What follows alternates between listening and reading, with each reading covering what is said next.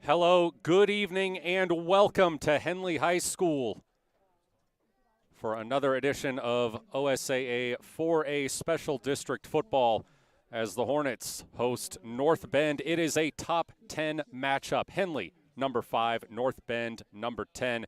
We are into game 2 of league play, and both of these teams looking to remain atop the Special District 4 standings at 1-0, looking to move to 2-0. Matt Bowling here alongside Kevin Petrik. We'll have a full breakdown of this matchup on our pregame show.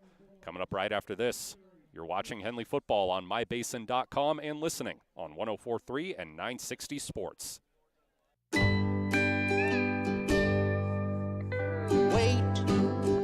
all I do is wait. So lonely, I just sigh and moan. Seems like I've been waiting forever, wondering if you're coming home. I just saw your face, I know you're coming home. I swear there is no place that feels as good as home. And then I heard your voice, I know you're coming home. I know you're coming home. This is where unconditional love and immeasurable happiness reside. This is home. Coltwell Banker, where home begins.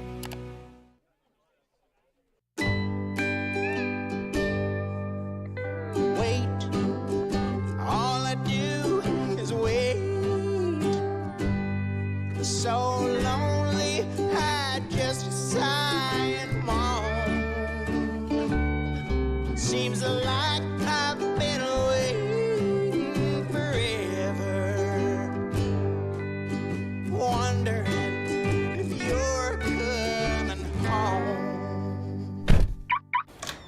I just saw your face, I know you're coming home. I swear there is no place that feels as good as home. And then I heard your voice, I know you're coming home. I know you're coming home. This is where unconditional love and immeasurable happiness reside. This is home. Coltwell Banker, where home begins. Sports was kind of what defined me as a person. I loved to play every sport I could possibly play. The Abbeys was really the family stomping ground for all of our community. Saturday afternoon soccer tournaments, we'd head over to Abbeys afterwards. And then when we got up into middle school, on our way home, we'd stop at Abbeys after basketball games. When I go home, I want to see two things when I drive through Winston. I want to see my Abbeys and I want to see my high school. And those are the two memories that stick out the most to me. Thanks to Les Schwab Tires, I'm a confident backseat driver, but Mom's a little stressed about spending. Remember, deep breaths and watch your speed. Even though we're watching our wallets, Les Schwab is still watching out for our safety. So turn here. Roll into summer. Save up to $200 instantly on a wide selection of tires and wheels. Les Schwab Tires, doing the right thing since 1952.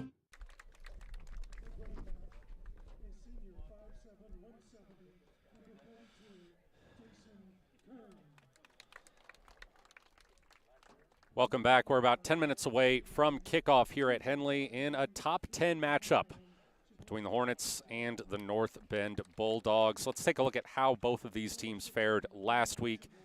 The number 10 North Bend celebrated homecoming with a 36-20 win over Ashland in their league opener. They only led 22-20 early in the fourth quarter.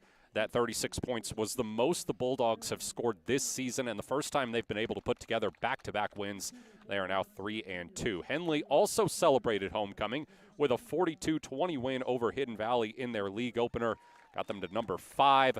Much like North Bend, though, that game was a bit more competitive than the score suggests. It was tied 20-20 at halftime. Henley went up 14-0 in the first 5 minutes, but Hidden Valley able to buckle down and even things up. Late in the third quarter, though, Mark Carpenter came up with a 35-yard punt return touchdown, and that proved to be the spark Henley needed. It was the first of 4 straight touchdowns the Hornets scored to run away with the game. Yeah, Henley's been known the last few seasons. They're a good second-half team, and we'll see if they can do that tonight. Hopefully they can get off to that same good start and kind of hold that momentum.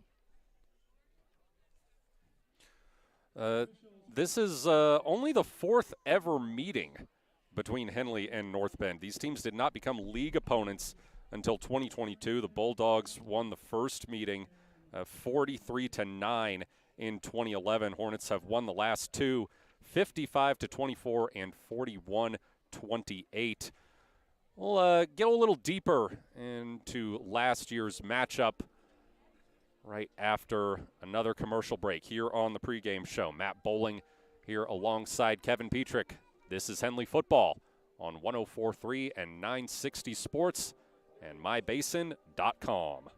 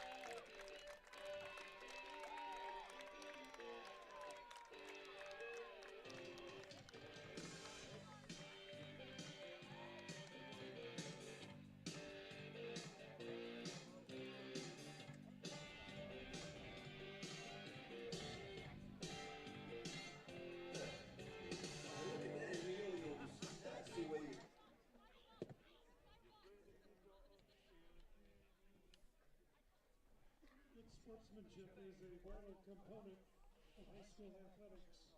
The NCAA and the participating schools recognize the judgment calls by coaches, officials, and players themselves are made in good faith and should be respected. Spectators can support these teams by refraining from derogatory or demeaning comments.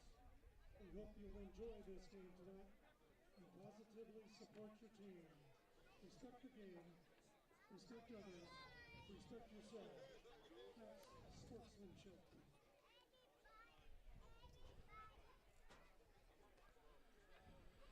Tonight's game is being broadcast on your Henley Sports Station, 104.3, 960 FM, and is live streamed free on the internet at www.mybasin.com.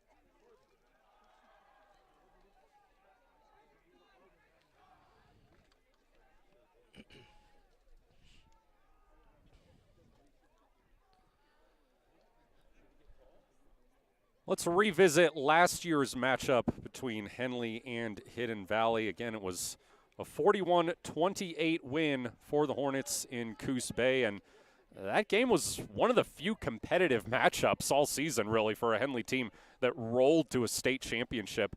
Hornets led 14-0 after the first quarter, but the Bulldogs scored 2 touchdowns in 2 minutes to tie it in the second. Henley never trailed, but it wasn't until the fourth quarter that they were able to get back to a 2-touchdown lead.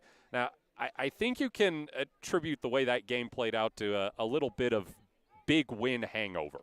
Henley had beaten Mazama for the first time since 2013 and ended their 9-year league title streak the previous week. Not going to be any of that this time, though. Hornets know this is likely going to be another battle and a very important one to stay on top of the league standings.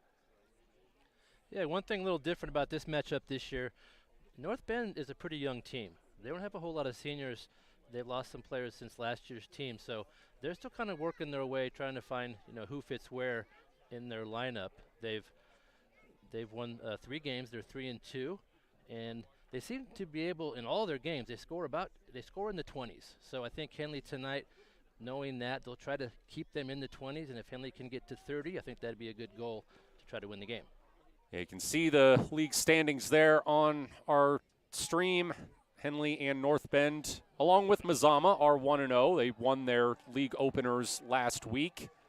Hidden Valley, Ashland, and Marshfield coming out on the losing end. Winner of this game will move to 2-0. You mentioned young team, Kevin. That's right. 7 seniors, 11 juniors, and 7 sophomores listed on the North Bend varsity roster. As a matter of fact, I was looking back at the stat sheet from last year's game, and only one player who showed up offensively for the Bulldogs is still there. All right, we're going to have a performance of the national anthem by the Henley ROTC, the junior ROTC, so we will step aside. Matt Bowling here alongside Kevin Petrik. This is Henley Football on 104.60 Sports and mybasin.com. Comfortable and not corporate. At Clown Falls Subaru, we built our business on that simple promise. Well, that and some of the best people you're ever going to meet. Hi, I'm Rob Cedar, General Manager at Clown Falls Subaru.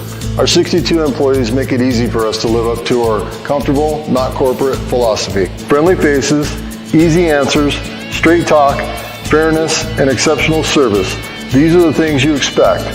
These are the things that all of our people deliver.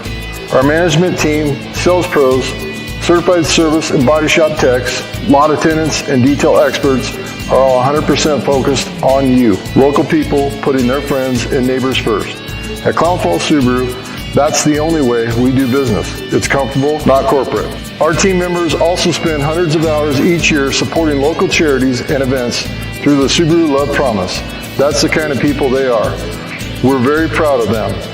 They're your friends, they're your neighbors, they're glad to know you, and they want you to be glad to know them too. I'm Rob, and this is what makes us comfortable, not corporate. Introducing Bates Marcom Solutions, your trusted partner in marketing and communication. We specialize in crafting compelling campaigns, eye-catching graphics, and impactful branding materials. Smith Bates is like working with dependable friends. They always help us build our professional image. Through the innovative strategies that the team at Smith Bates suggested, we've been able to give the brand at Calor the boost that it desperately needed. Unlock your potential with Smith Bates Marcom Solutions. Sports was kind of what defined me as a person. I loved to play every sport I could possibly play. The Abbeys was really the family stomping ground for all of our community. Saturday afternoon soccer tournaments, we'd head over to Abbeys afterwards. And then when we got up into middle school, on our way home, we'd stop at Abbeys after basketball games. When I go home, I want to see 2 things when I drive through Winston. I want to see my Abbeys and I want to see my high school. And those are the 2 memories that stick out the most to me.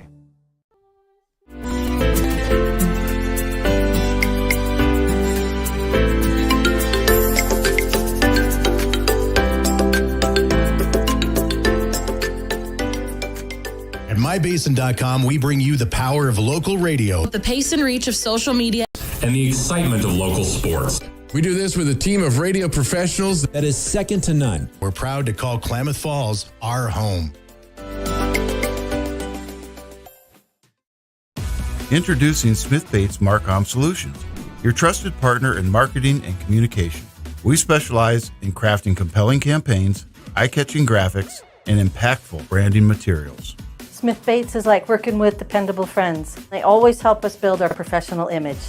Through the innovative strategies that the team at Smith Bates suggested, we've been able to give the brand at Calor the boost that it desperately needed.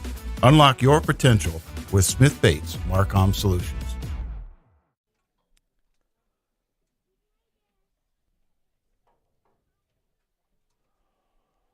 Moments away from kickoff here at Henley High School. Matt Bowling alongside Kevin Petrik. May be able to see it on our camera feed. It is a very smoky night here at Henley. Fire season still active in Oregon, and they are feeling the effects here in Klamath Falls. Yeah, we're fortunate to not have to deal with smoke so far this season, but tonight is very smoky.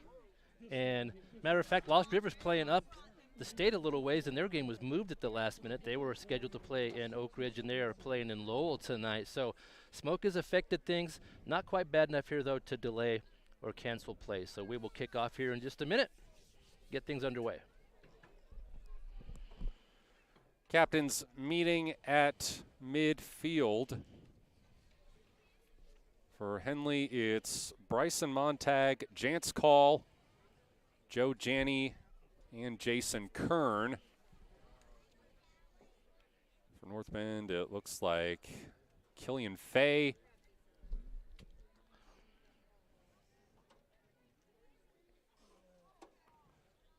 Killian Fay, Robert Champlin III,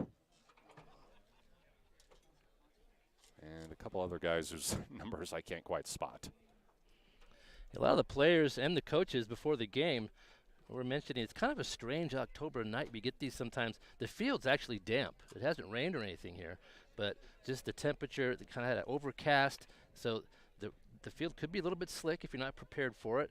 And we have a little wind tonight. We haven't had wind here at Henley the last 2 weeks, but the flag is blowing from left to right, so that may also be somewhat of an impact this evening. The weather playing just a little bit of a role. We'll see what happens there.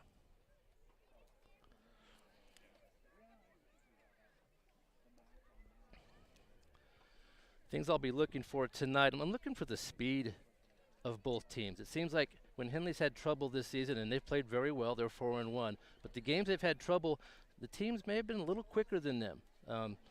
Summit comes to mind. They had some really quick players, and Henley had a little trouble with them. Henley's usually faster than a lot of the teams they play, but we'll see tonight where North Bend is on that scale.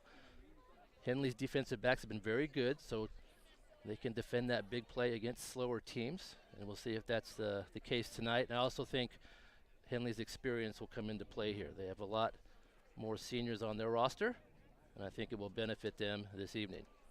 Another thing worth noting, this is the longest road trip of the season so far for North Bend. About a 4.5-hour drive from Coos Bay to Klamath Falls. Don't underestimate the effects of bus lags. Yeah, that's quite a trip. We'll be going that direction also to play Marshfield in a couple of weeks, so everybody needs to make that trip. We'll see how North Bend handles that. Okay, the other two captains for North Bend were Isaiah DeBella and Hunter Herman Osuna.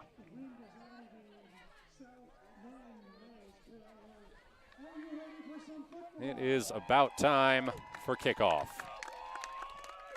Not quite as many folks here tonight. There was no school in the Klamath County School District today, so some people may be taking a little road trip, having a little vacation, but still a good crowd on hand.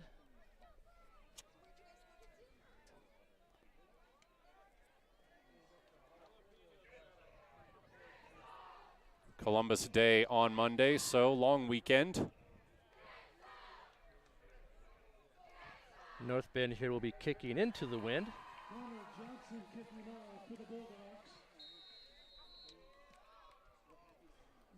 Johnson's kickoff is a squib kick and returned by Montag up to about 35.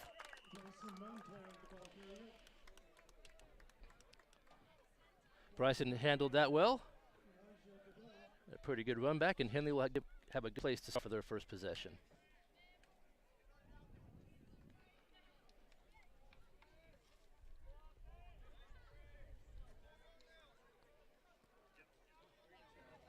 We'll see if Henley can get off to a good start like they did last week. Scored a couple of times in a hurry.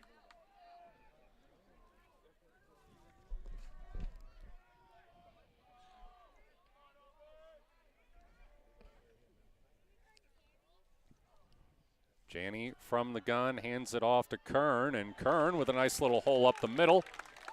Going to be a gain of about 5. You always like to see a good pickup on first down.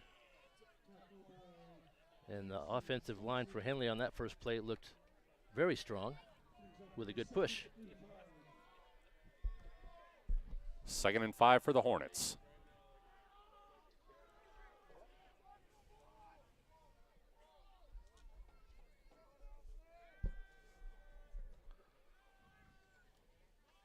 Play action. Over to Carpenter. Carpenter's got plenty of room. Carpenter stiff arms a defender, but gets wrapped up just inside the North Bend 40. Big gain. That was 20-plus yards. Henley likes that play. That time Carpenter kind of by himself. Just a quick throw to the outside. He got a nice block from Montag out there for a big gain.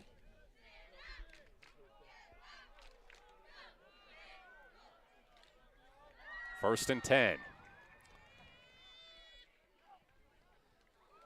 Ooh, North Bend almost jumped.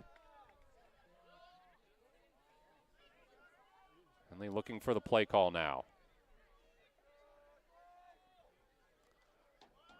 Another handoff to Kern. Kern, again, nice little burst up the middle. And a good gain. Yeah, that's a good push. If you could get 5 yards on first down, that'll make things easier for you all night. And I'm always impressed with how Henley mixes things up. It's hard to scout. It's hard to defend Henley. They'll throw and run. They can do both quite well. 2nd and 5. Janney throw out to Shively. Shively turns upfield. Shively is wrestled out after crossing the marker. That'll be a first down for Henley inside the North Bend 30. That was a nice throw. Janney's good at those little swing passes. And if you give the receivers room on the outside, Coach Pesci will call that play, get that ball out there in a hurry.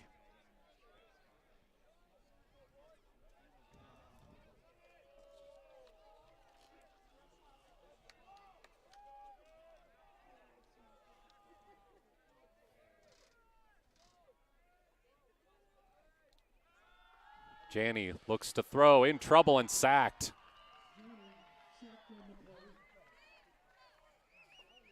That was Rocky Johnson in there for North Bend. That was a good play, best play so far by that defensive line, and a big loss. It's going to knock Henley back to about a 2nd and 15. 9:40 to go in the first quarter. Hornets still on their opening drive.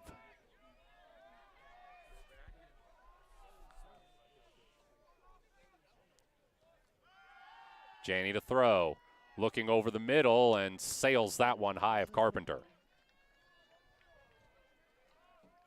Just a little out of reach of Mark out there. He ran a deep cross. Shively ran an underneath route. He was open for a split second, but pretty good coverage overall from that secondary for North Bend. And that'll bring up a 3rd and long. 3rd and 15.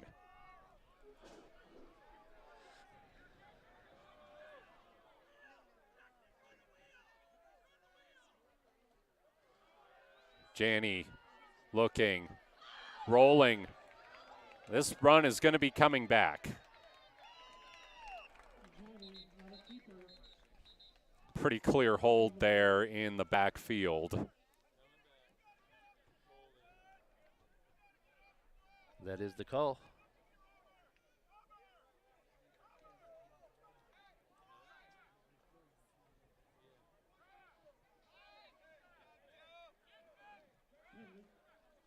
So that's going to make it a 3rd and 25 for Henley. It was a nice run by Joe.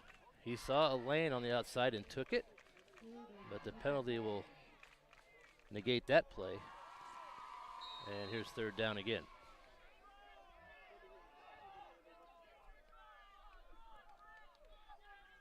Janney alone in the backfield.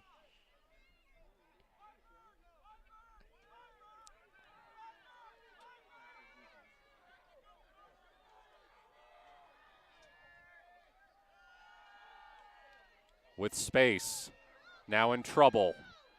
Able to get it off. Carpenter is wrapped up well short of the sticks. But this may be 4th down territory for the Hornets. Inside the 35. Yeah, a punt they wouldn't gain a whole lot of field position with a punt here, so they may go for it. That was a good play by Carpenter out there. Janney had to scramble, and he did nice work finding some space in the middle there. Easy pass and catch. Carpenter had 4 receptions for 50 yards and a touchdown last week. Janney, quick throw to Bryson Montag. Montag tries to cut up the middle, and he won't get anywhere. Well, a drive that seemed to be humming along ends with a turnover on downs just inside the North Bend 30. Yeah, you give up a sack and take a big penalty, and that makes things all the more difficult. So North Bend has to feel good about things, come on the road and get a stop on their first defensive series, and now they'll get a chance with the football. So we will see the Bulldogs and their sophomore quarterback, Connor Johnson, for the first time tonight.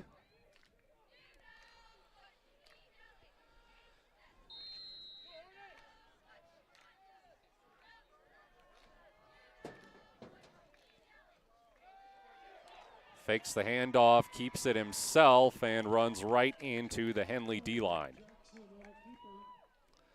That was nicely played by Henley's defensive line. North Bend showed 4 receivers split wide that time. Henley went man-to-man defensively.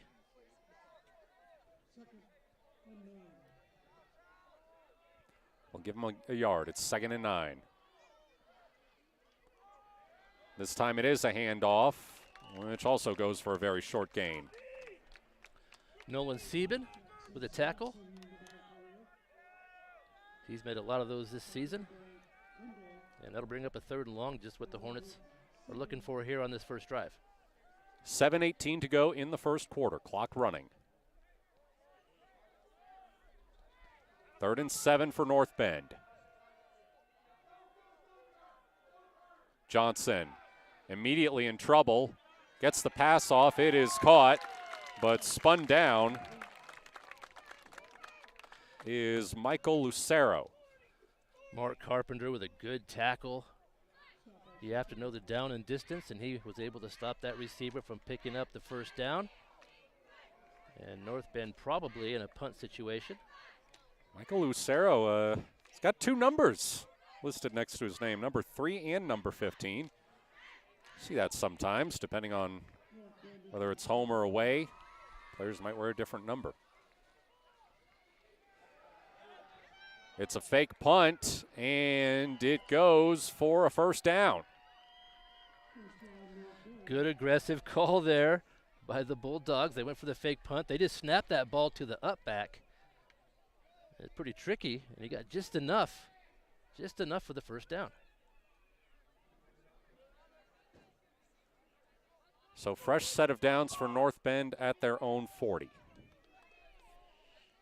Henley played that pretty well. They didn't seem surprised, but it still was just enough to pick up the first.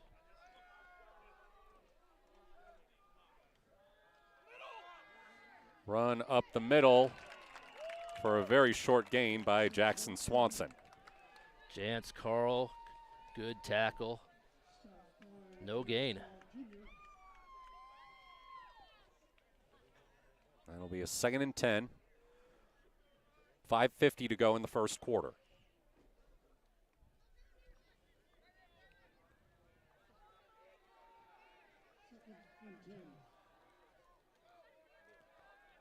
Johnson, quick throw, and that's going to end up being a tackle for a loss. Connor Shively was right there, had a couple friends help him wrap up Josh Sullivan.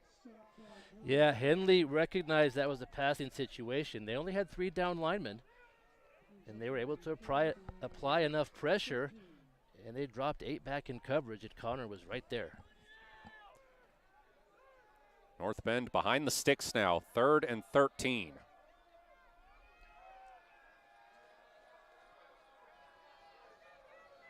Johnson looking to throw, goes over the middle, off the hands of Lucero.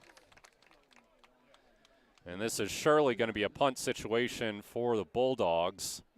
I don't think we'll see another fake here. Yeah, that's a little bit long to try a fake. Good defensive scheme again. Henley went with 3 down linemen, and that time they blitzed Kern. And good coverage by that secondary.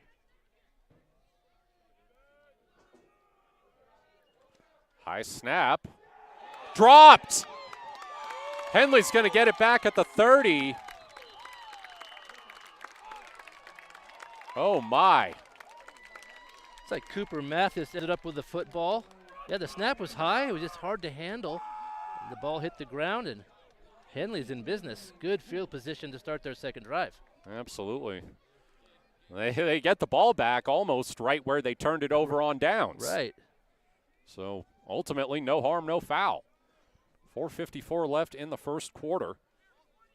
Hornets will try to get on the board first here in this top 10 matchup.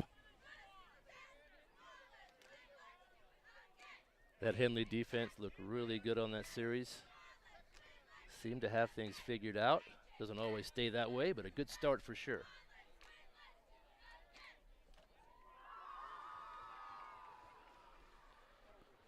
Looks like a late penalty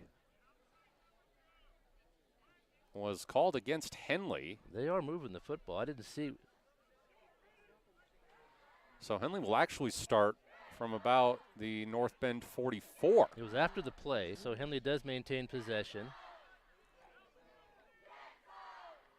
It might have been some kind of a sideline foul.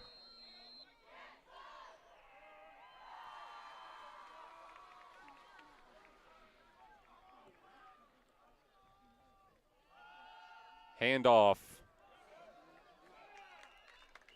Going to be a short gain for Kundal.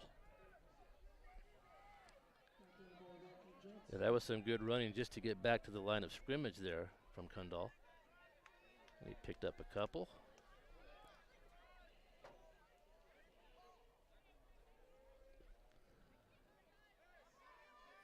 Kundal and Kern helping fill in for the injured Jeremiah Brunick, who went down 2 weeks ago against Cascade Christian. Play action to Carpenter. Carpenter jukes a man out of his shoes, and Carpenter's gone. Touchdown, Henley.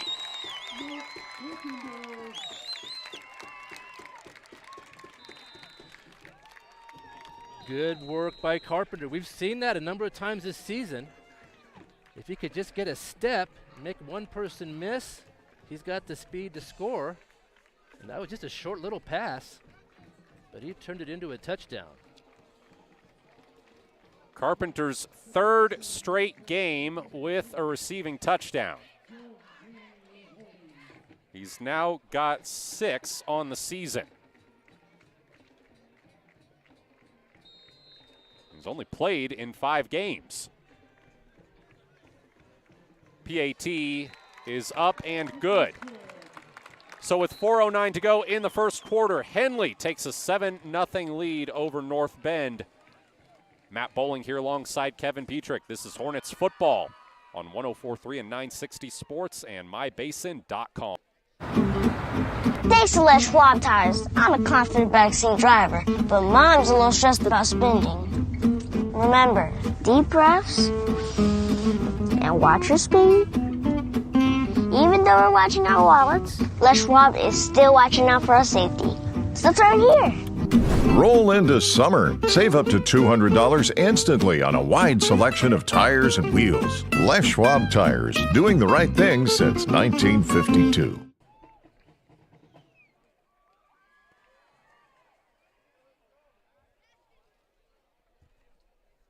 Henley 7, North Bend nothing. 4:09 to go in the first quarter. After Mark Carpenter turns a short pass into a touchdown.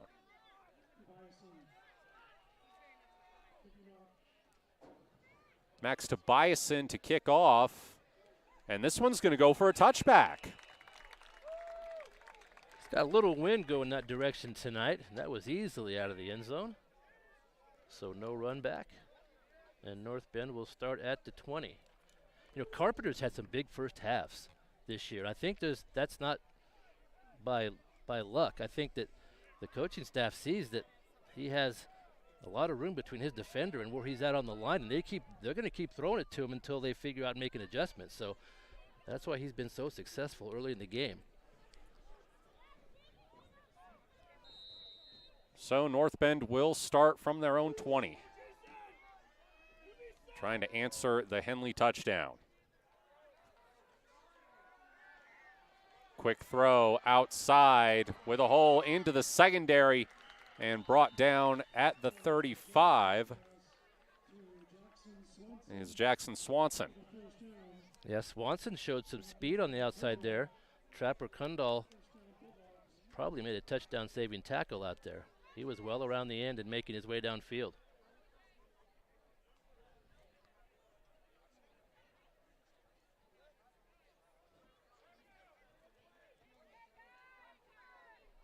First and 10 from the 35. Designed run for Johnson. Gets next to nothing. Looks like Mathis again with a tackle. Called his name a couple of times. It's a really short gain. Maybe one.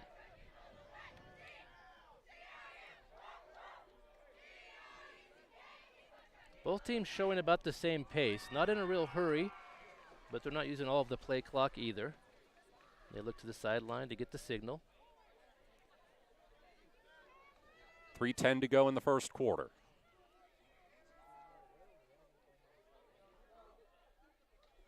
Johnson, quick throw out to Swanson, who gets wrecked. Oh my, Jason Kern came flying in. Well, that was the same play we saw just 2 plays ago, and Kern was ready for it. He was right there. That's a huge loss. And that'll bring up third and very long for North Bend. Jason Kern has emerged as such a leader on this defense. Leads the team with 45 tackles on the season, including 5 for a loss. Add another one there. Johnson flushed out, lets it fly. Oh, friendly fire prevented the interception. Montag and Shively ran into each other, both going for the ball. Yeah, that ball was thrown, it was kind of up for grabs right at midfield. And the two Henley defenders had their eye on the ball, didn't see each other. A little collision out there, but they seem to be okay. And it'll be fourth down. Either way, Henley's set to get the ball back as North Bend is lined up to punt. They do get the punt off. Carpenter will catch and return it. He ran one back last week. This time he will only get to about the 46, but still good starting field position for Henley here on this drive. Yeah, very good starting field position, and Henley defense looking really sharp. They've just kind of been in the right place at the right time. It seems like they know what's coming. They played very well here. Just 2 minutes left to play here in the first quarter. Henley with a 7-0 lead over the visitors from North Bend.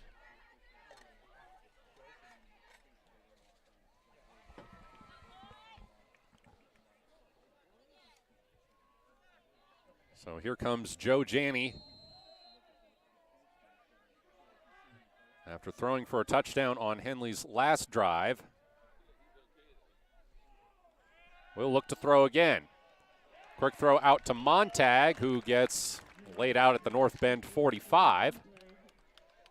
Just a couple yards short of the first down. That was a good route. Henley's routes run by their receivers really working tonight. That time Carpenter just cleared the area, then Montag cut across. He was open. Picked up about 8. 2nd and 2.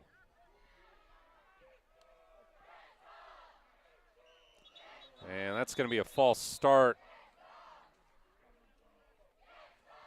They had Ronan Wright motioning over, and then the line jumped early. Looked like some of the linemen were getting ready to pull on that play, and they Took off a little too soon. Ronan Wright now wearing number 6, which to this point in the season had been worn by Kai Montag. Unfortunately sustained a season-ending injury last week. 2nd and 7. Handoff up the middle. That's Jerry's in there. Jeremiah Brunick making his return. He sustained a concussion 2 weeks ago against Cascade Christian, but was cleared to return. That's great to see him in there. That brings up a 3rd and 4. This is a manageable situation here for Henley. They may take 2 downs to pick it up if they need it. We'll see what happens here. Just under a minute now here playing the first quarter. 46 seconds. 3rd and 4. Flag comes in. Janney throws it out to Brunick. Breaks a tackle in the backfield. Shakes another man. He's got the first down and more. This could be coming back, though. Brunick tackled at the 30. We'll see what the flag is for. That was a terrific run, despite the penalty. That should have been about a 5-yard loss where he caught the football. Then he really put some moves on some defenders. Went left and right, then left. And he did have enough for the first down, but we have to sort out the penalty now. Looks like it is a penalty against Henley. They're moving back.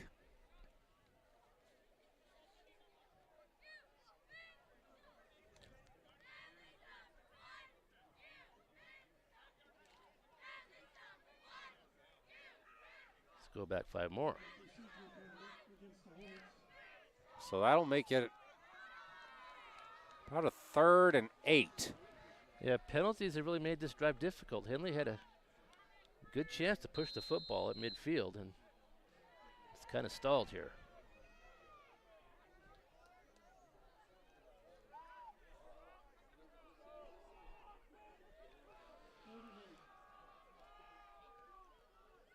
Janney to throw. In trouble. He's going to take it himself. Janney bumps off a tackler. He's got the first down, and he's out at the 40. You know, these plays look routine that he makes, but they're just not. He should have been tackled 3 or 4 times on that scramble, and he's just so good at shedding tacklers. And then all of a sudden, he's past the first down marker, and they've got a new set of downs. What a nice run there by Joe Janney. He's done it so many times this season, Yeah. but it just never gets old. He's very good at that.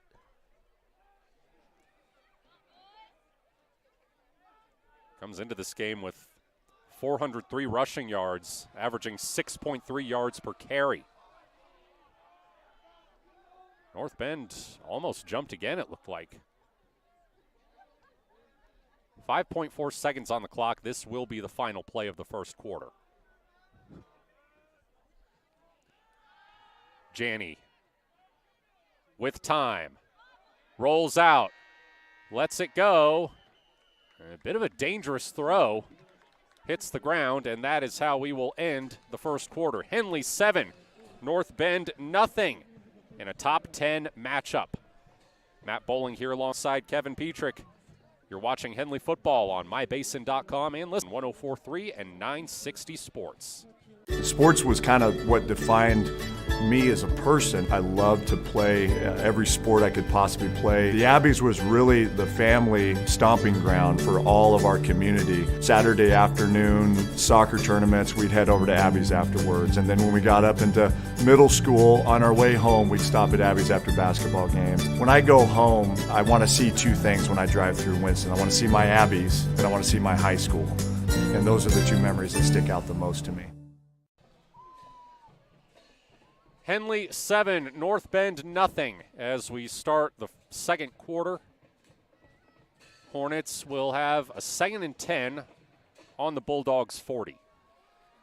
The Henley offense has made just a few more mistakes that I'm sure they're happy with. Just a few penalties, giving up a sack or 2. Need to try to play cleanly here in the second quarter, build on this lead.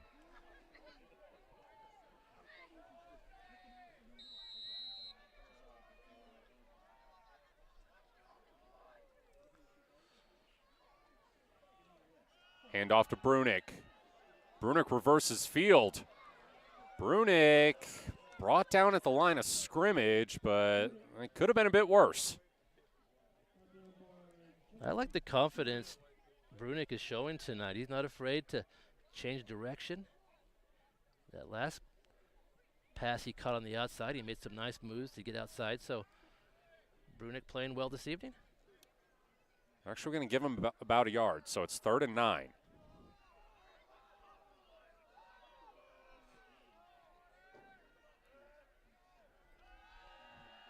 Janney lets it go. Carpenter dropped it.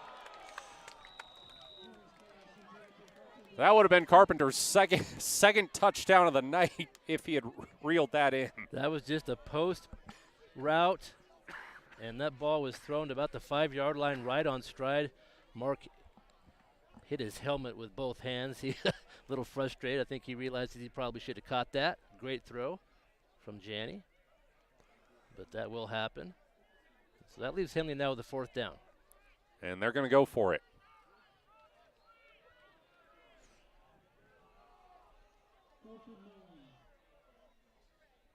Janney looking, under pressure, gets out of it. Can he do it again? Rolls over a defender. He may be short of the 1st down, though. It looks like he is. He's short by about a yard. He almost got there again. Good run that time. Couldn't find a receiver down the field. Had to keep it.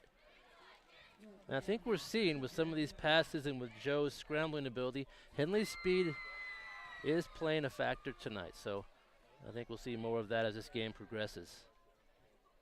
Receivers are getting open, and Janney's able to get on the outside on those scrambles. So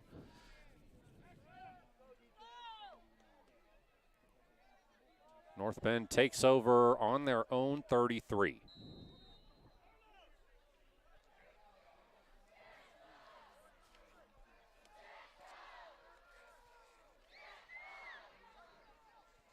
Johnson, quick throw, reeled in, broken tackle. This might be a house call unless Shively can catch him. No touch. Yes, touchdown. Henley does not like that at all. Well, Shively tripped him up, and then he kind of dove for the end zone with the ball out in front of him, and his knee may have hit before he got to the end zone. It was really close, but the official ruled that he got the ball over the line, and it's a touchdown for North Bend. Well, hang on a second.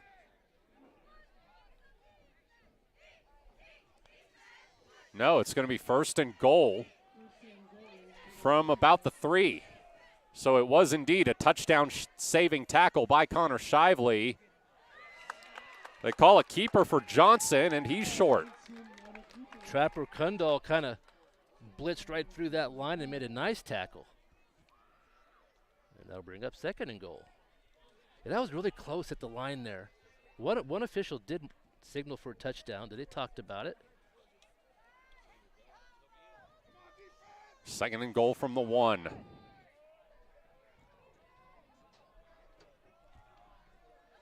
Another keeper. And again, Johnson won't get there. That time they faked the handoff, but Henley read it well. That time it was Kern in there. That Henley defensive line is playing really strong, and then that's allowing those linebackers to shoot through there and get tackles for loss. So now we have a 3rd and goal.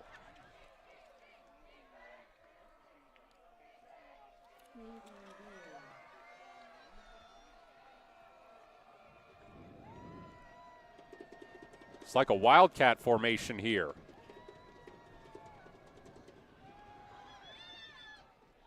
And in for the touchdown is Michael Lucero. So Henley almost holds them, but the Bulldogs. Yeah, they had to earn that one. Henley made it tough for them inside the 1, but they were able to push it through. Looks like they're going for 2 here. Johnson to throw. Runs with it. Throws. Caught. Jackson Swanson. 2-point conversion is good, so North Bend takes the lead 8-7 with 9:22 to go in the second quarter. Matt Bowling here alongside Kevin Petrik. This is Henley Football on 104.3 in Sports and mybasin.com. Introducing Smith Bates Marcom Solutions, your trusted partner in marketing and communication. We specialize in crafting compelling campaigns, eye-catching graphics, and impactful branding materials. Smith Bates is like working with dependable friends. They always help us build our professional image. Through the innovative strategies that the team at Smith Bates suggested, we've been able to give the brand at Calor the boost that it desperately needed. Unlock your potential with Smith Bates Marcom Solutions.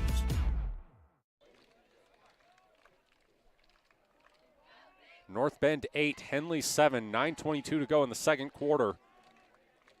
It was almost a long touchdown run by Josh Sullivan off the pass from Connor Johnson. Connor Shively raced him down inside the 5 as Carpenter returns the pooch kick to about the 35.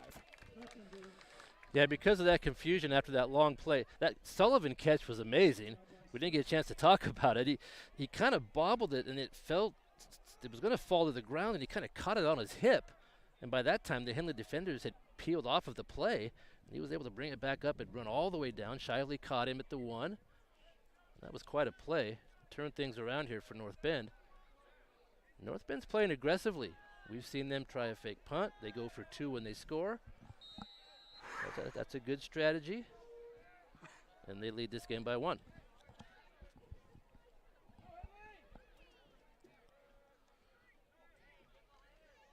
Handoff to Kundal. Kundal with a hole on the right side. Kundal might have the first down if they give him forward progress. Looks like he'll be just short. Really good work from the right side of the Henley offensive line. Big lane over there. Off tackle. Pick 9.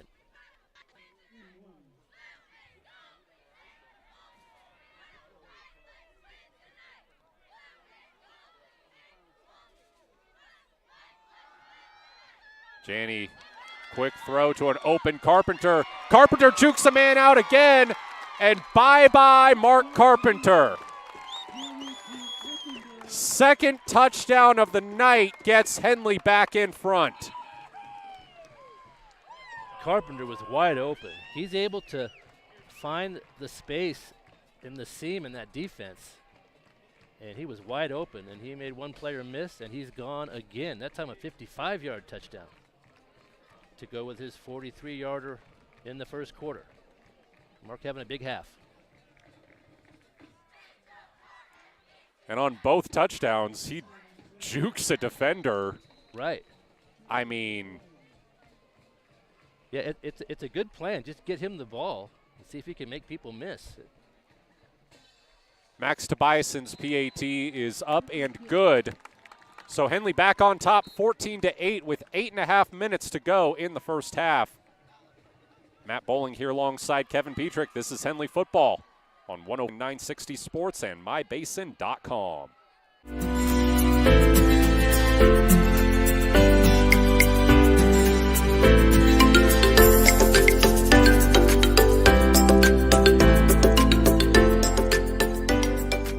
At mybasin.com, we bring you the power of local radio, The pace and reach of social media, and the excitement of local sports.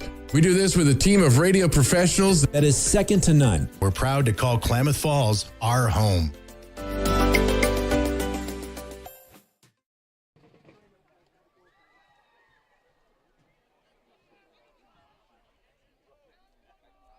Henley 14, North Bend 8. 8.5 minutes to go in the second quarter. Mark Carpenter with another tremendous touchdown. Again, it wasn't a long pass. No, just a short pass and a nice long run after the catch. Tobiason's kick is just short of the end zone. Returned from the 5. and stood up at the 15. That was Jackson Swanson on the return. Yeah, Jason Kern with a good special teams tackle. I want to revisit his stats coming into this game on the season. 45 tackles, 5 tackles for a loss, 2.5 sacks, 2 fumble recoveries, both of which came last week against Hidden Valley, as well as 1 pass deflection. He's making all those plays from the middle linebacker spot, and they use him a lot of different ways. They'll blitz him at times, and they'll drop back in coverage also. Play action pass is off the mark.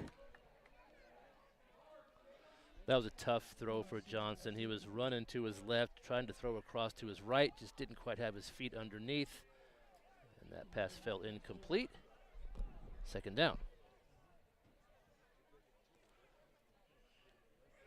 You know, offensively, the past few games, Henley has used wide receiver motion plays to their advantage in and around the red zone. That's often led to touchdowns. Yeah, we have seen that a lot. This time they haven't had to. Wide open, and they're going to have to chase him down again. Joe Janney gets to Lucero, but not before Lucero gets to the 30. There was nobody covering him. That was a well drawn up play. Lucero got loose, and all Johnson had to do was just kind of flip it up high. He put a lot of air into that pass. Lucero ran under it and picked up a lot of yards. Ball inside the 30 now for the Bulldogs. Well, what I was getting ready to say there, Kevin, is, you know, we haven't seen the motion used as much tonight because, well, all they've had to do is throw a short one to Mark Carpenter. You're right. Run up the middle. Close to the 20.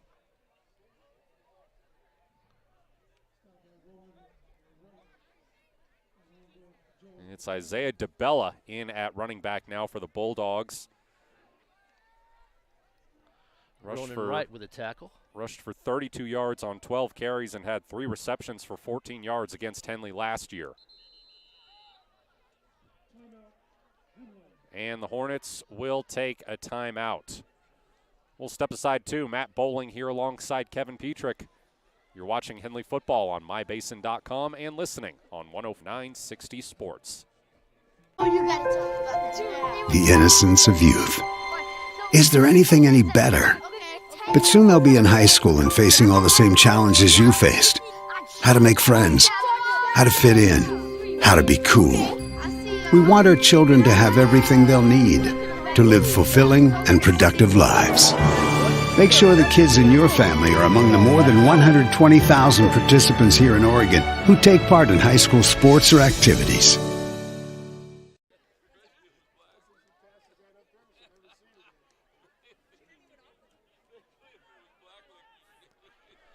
North Bend threatening. 2nd and 5 at the Henley 23. 7:42 to go in the second quarter. Henley leads 14-8.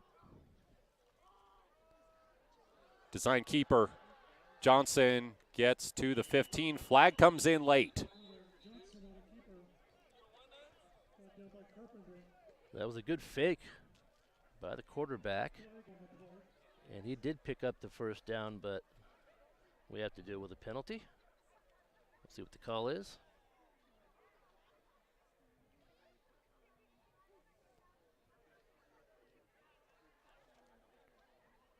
It is against North Bend.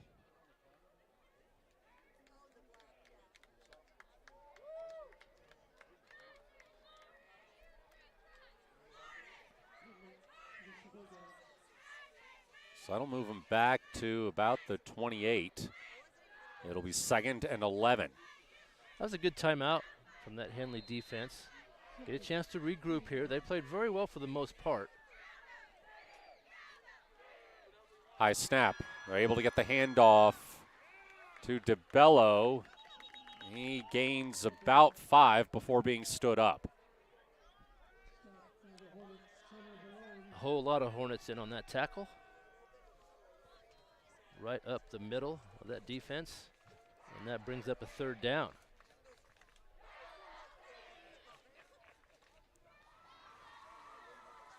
Third and 6.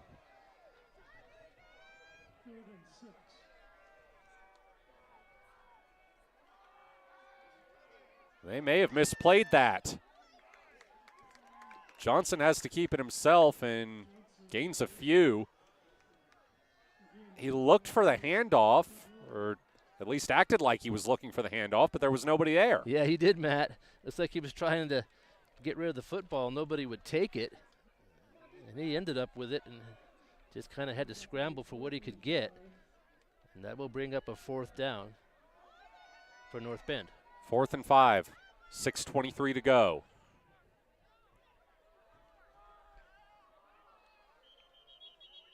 And another timeout. This one called by North Bend. Bulldogs going to draw something up. We'll be right back here on mybasin.com and 104.3 and 960 Sports. Introducing Smith Bates Marcom Solutions, your trusted partner in marketing and communication. We specialize in crafting compelling campaigns, eye-catching graphics, and impactful branding materials. Smith Bates is like working with dependable friends. They always help us build our professional image. Through the innovative strategies that the team at Smith Bates suggested, we've been able to give the brand at Calor the boost that it desperately needed. Unlock your potential with Smith Bates Marcom Solutions.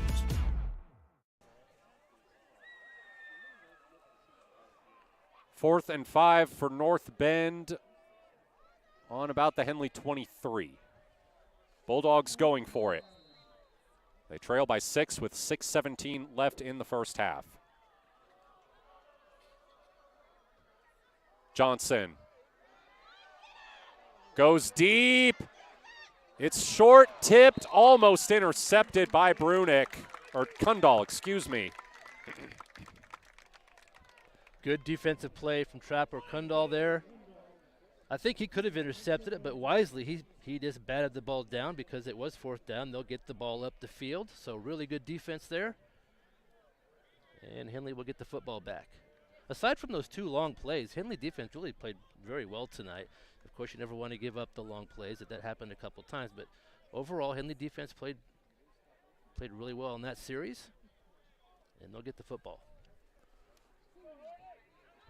Kundal's better than me. I would have picked that. It would have been a touchback. Go for the stats? It would have only been about a 3-yard difference. So, yeah, Patrick's stats. Up the middle and close to the first down marker. Good run there by Kundal. Yeah, Henley's been really successful on that first down run. They've been able to run the ball really well on first down. And then that gives them options on second down. That last Martin Carpenter touchdown was on second down. When a second short like that, you can go ahead and throw the football if you want.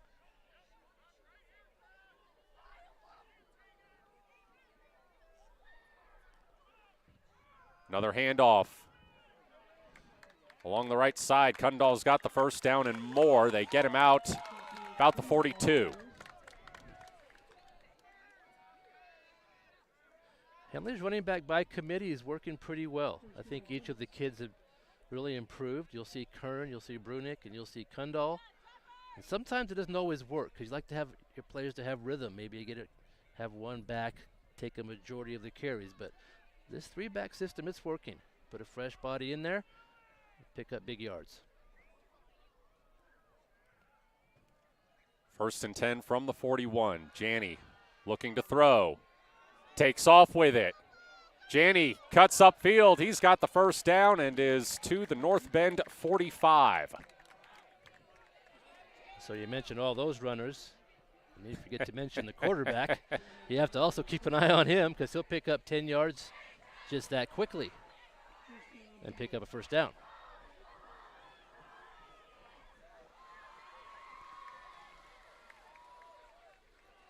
.529 left in the first half. Henley trying to make this a 2-touchdown game at the break.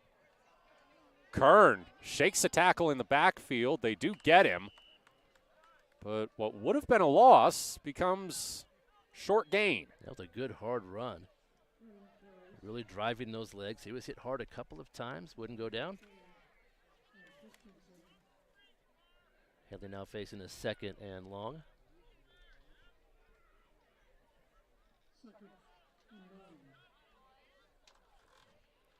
Second and 9.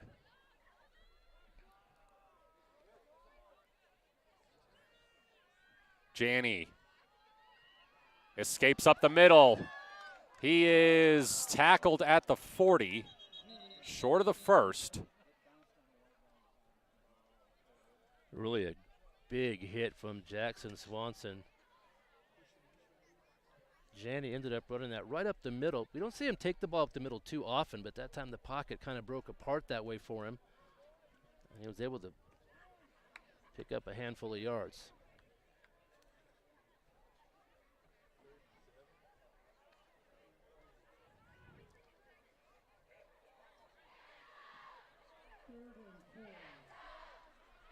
Third and 4. 4:25 on the clock.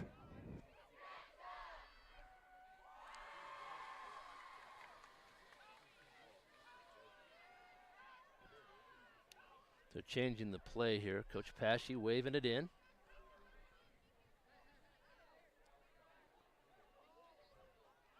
Janney, quick throw out to Shively for the first down.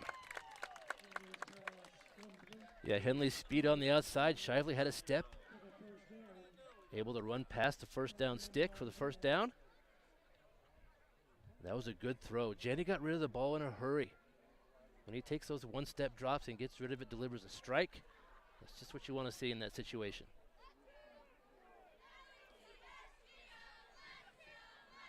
From the North Bend 35. Hand off to Kern. Kern wrapped up at the line. Didn't quite have as much luck on that first down carry. Pretty much no gain.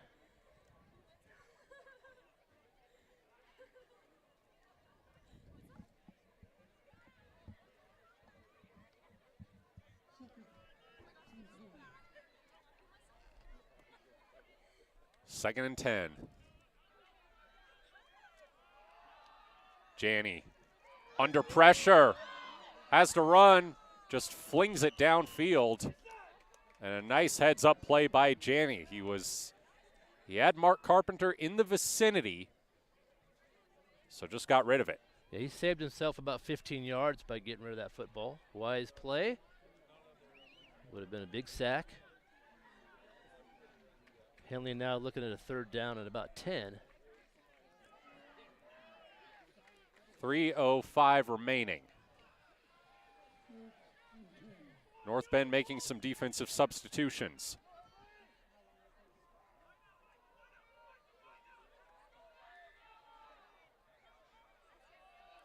Janney with time.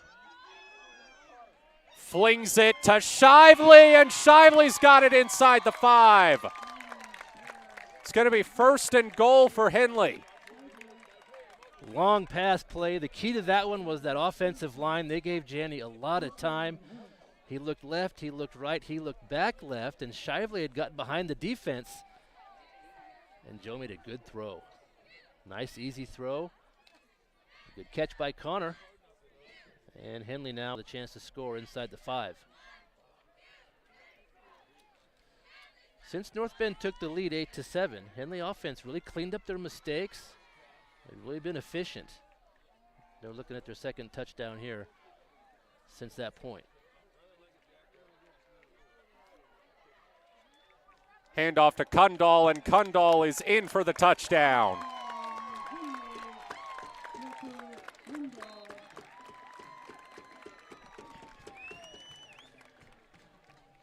Good hole on that left side. Easy for Trapper to get in there for the touchdown.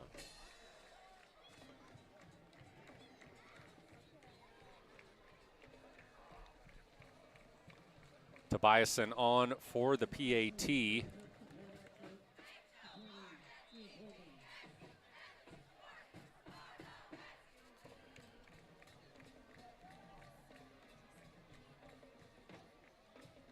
Kick is up, and it is good. 2:27 remaining in the first half. Henley leads 21-8 over North Bend. Matt Bowling here alongside Kevin Petrik. This is Hornets football on 104.3 and 960 Sports and mybasin.com.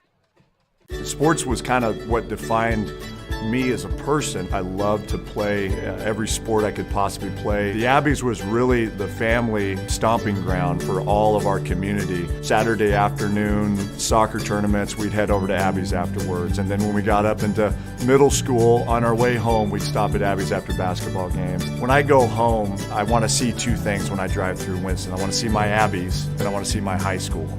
And those are the two memories that stick out the most to me.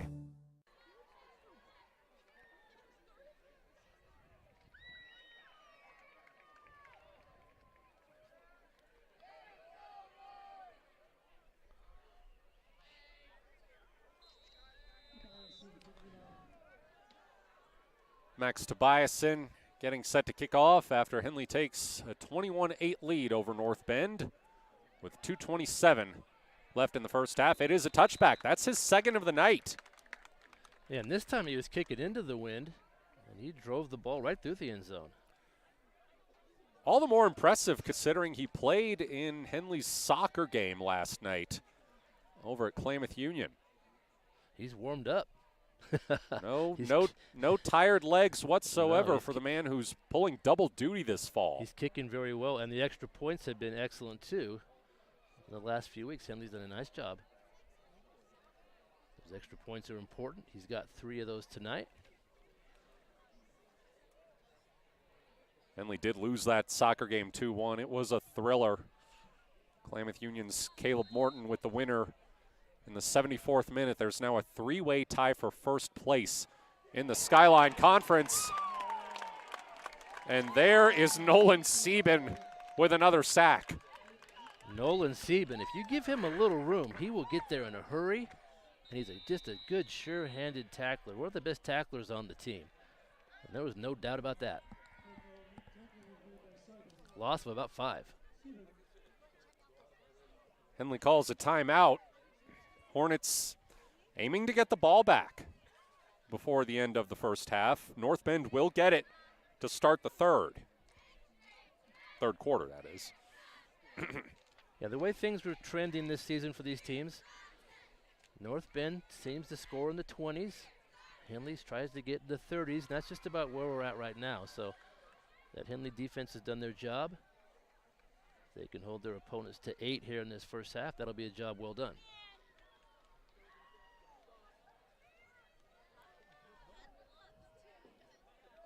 Second and 15.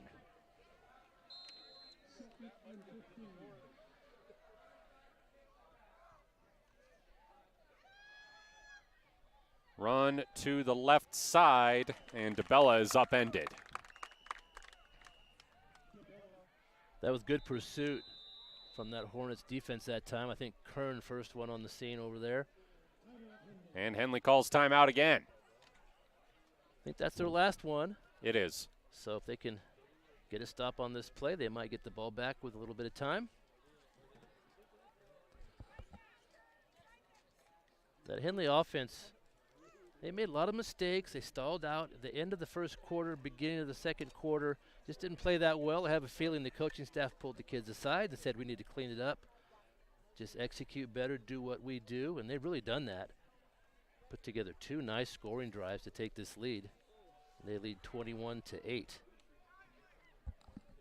Slow starts have been a problem at times for Henley this season. Saw it in their opener against Lakeview. They were down 6-0 in the second quarter and went on to win 34-6.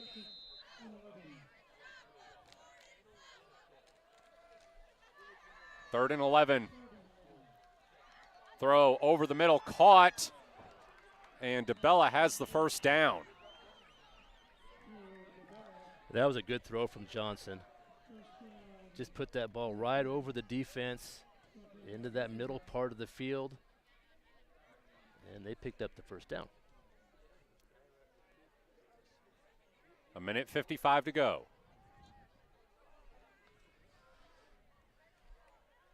Johnson gets it off quickly, bobbled, and dropped by Jackson Swanson. Just a short pass. Would have only been good for 3 or 4 yards, but just out of his reach. It falls incomplete, and that stops the clock. 1:46.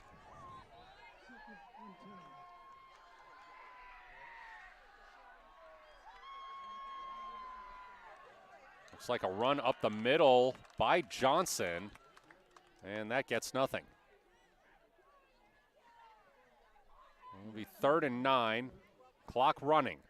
1:30 to go. Right into the teeth of that Henley defense. No room in there at all.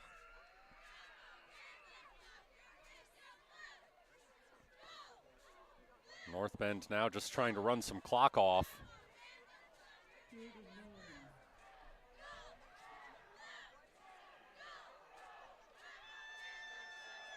Handoff around the right side and slid down is DeBella.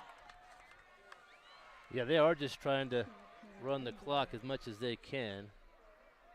So if they run this down all the way with the play clock, they'll won't give Henley a whole lot of time after they punt the ball. Maybe 20 seconds or so. Well, depending on what Mark Carpenter can do here on the return, that may be enough time. Might be one of those situations you try to block it, maybe run some kind of a block punt play.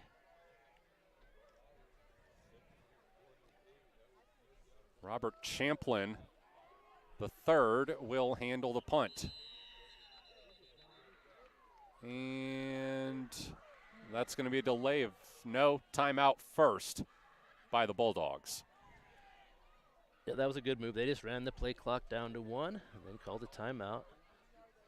So the ball will stay right where it's at, and Henley does have about 18 seconds here to work with once the ball is punted. 18.3 on the clock. Again, Mark Carpenter ran a punt back against Hidden Valley last week. Yeah, punts and kickoffs are always dangerous in high school football.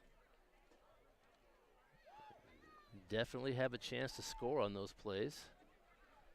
We'll see if they kick to him or try to kick away from him maybe.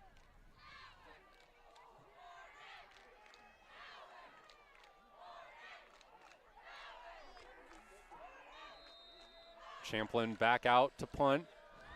Mark Carpenter back at his own 30. They do get the punt off. Carpenter has to backpedal for it. He's got room. Carpenter up the middle, tackled at the 45. 8.1 seconds on the clock. If you're Henley, do you try a Hail Mary here, or do you maybe try a quick throw to get a little bit closer first? Or maybe you just take a knee. Could be. Do you want to make a mistake here? I don't know. Some coaches will just take a knee. I can understand that. Yeah, you do have a 2-touchdown lead. Yep. Although North Bend, again, does get the ball to start the second half.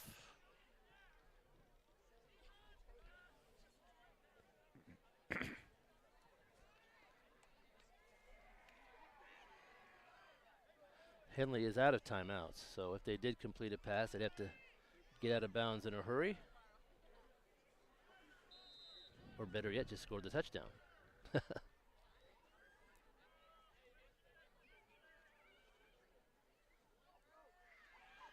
Janney, he'll take off with it. Spins out of a tackle, goes down at the 50, and that is how we will end the first half. Henley 21, North Bend 8 in this top 10 matchup. Matt Bowling here alongside Kevin Petrik. We will discuss the first 2 quarters in our halftime show after this break. You're watching ball on mybasin.com and listening on 3 and 9 Sports. Wait, all I do is wait. So lonely, I just sigh and moan.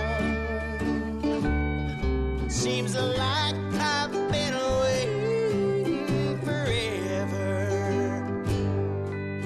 wondering if you're coming home. I just saw your face, I know you're coming home. I swear there is no place that feels as good as home. And then I heard your voice, I know you're coming home. I know you're coming home. This is where unconditional love and immeasurable happiness reside. This is home. Coltwell Banker, where home begins. Threads. There are many threads that run through our region. There are churches and schools and Little League teams that bring us together and bind us into communities. There are roads and cars, there are houses and jobs and businesses, all woven together to make the fabric of our communities. There are financial threads that are part of that tapestry as well. For over 80 years, it's been our pleasure to be headquartered here, providing financial services to generations of our friends and neighbors. From that first savings account, to retirement planning, and all of the cars and houses and groceries in between, we keep your money local, investing it back into our communities, adding more threads to the fabric to make our communities stronger. Pacific Crest Federal Credit Union. Find your path.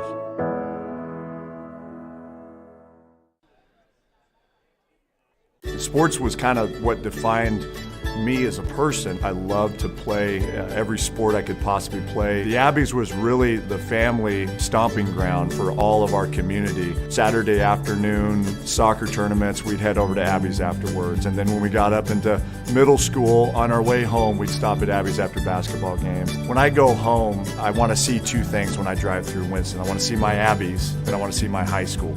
And those are the two memories that stick out the most to me. Thanks to Les Schwab Tires, I'm a confident backseat driver, but Mom's a little stressed about spending. Remember, deep breaths and watch your speed. Even though we're watching our wallets, Les Schwab is still watching out for our safety. So turn here. Roll into summer. Save up to $200 instantly on a wide selection of tires and wheels. Les Schwab Tires, doing the right thing since 1952.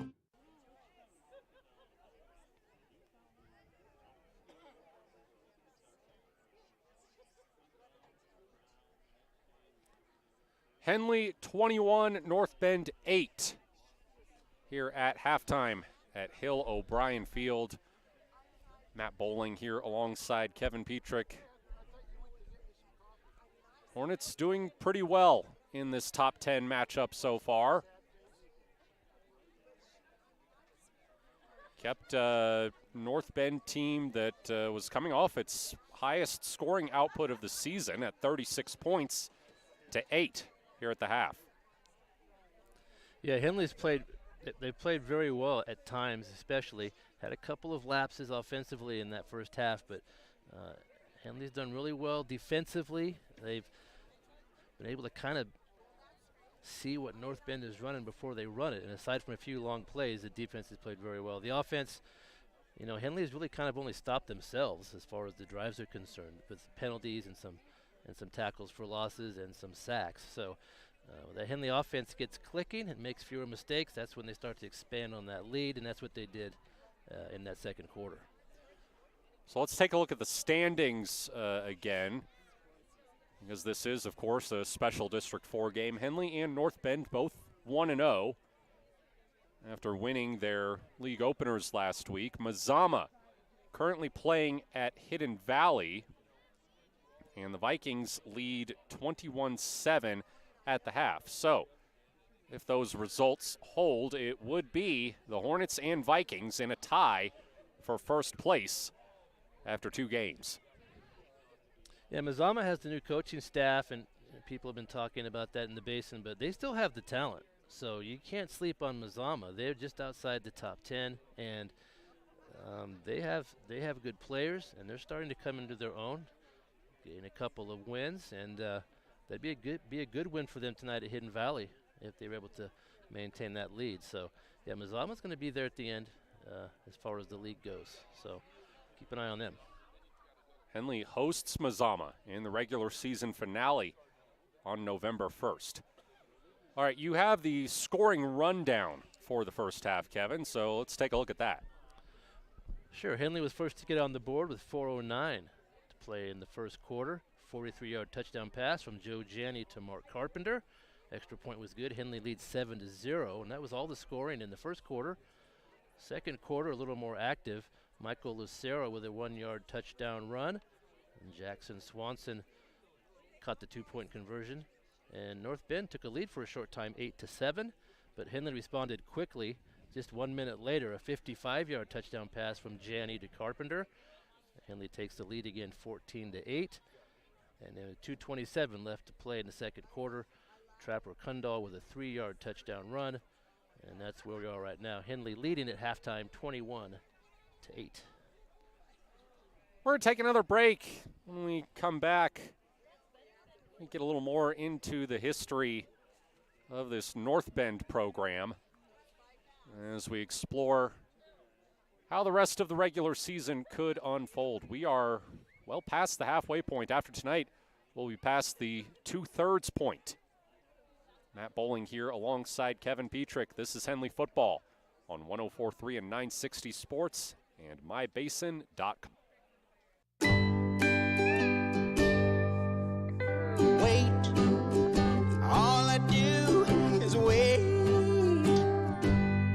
So lonely, I just sigh and moan. Seems like I've been waiting forever, wondering if you're coming home. I just saw your face, I know you're coming home. I swear there is no place that feels as good as home. And then I heard your voice, I know you're coming home. I know you're coming home. This is where unconditional love and immeasurable happiness reside. This is home. Coltwell Banker, where home begins. Comfortable and not corporate. At Clown Falls Subaru, we built our business on that simple promise. Well, that and some of the best people you're ever going to meet. Hi, I'm Rob Cedar, General Manager at Clown Falls Subaru. Our 62 employees make it easy for us to live up to our comfortable, not corporate philosophy. Friendly faces, easy answers, straight talk, fairness, and exceptional service. These are the things you expect. These are the things that all of our people deliver. Our management team, sales pros, certified service and body shop techs, lot attendants, and detail experts are all 100% focused on you. Local people putting their friends and neighbors first. At Clown Falls Subaru, that's the only way we do business. It's comfortable, not corporate. Our team members also spend hundreds of hours each year supporting local charities and events through the Subaru Love Promise. That's the kind of people they are. We're very proud of them. They're your friends, they're your neighbors, they're glad to know you, and they want you to be glad to know them too. I'm Rob, and this is what makes us comfortable, not corporate.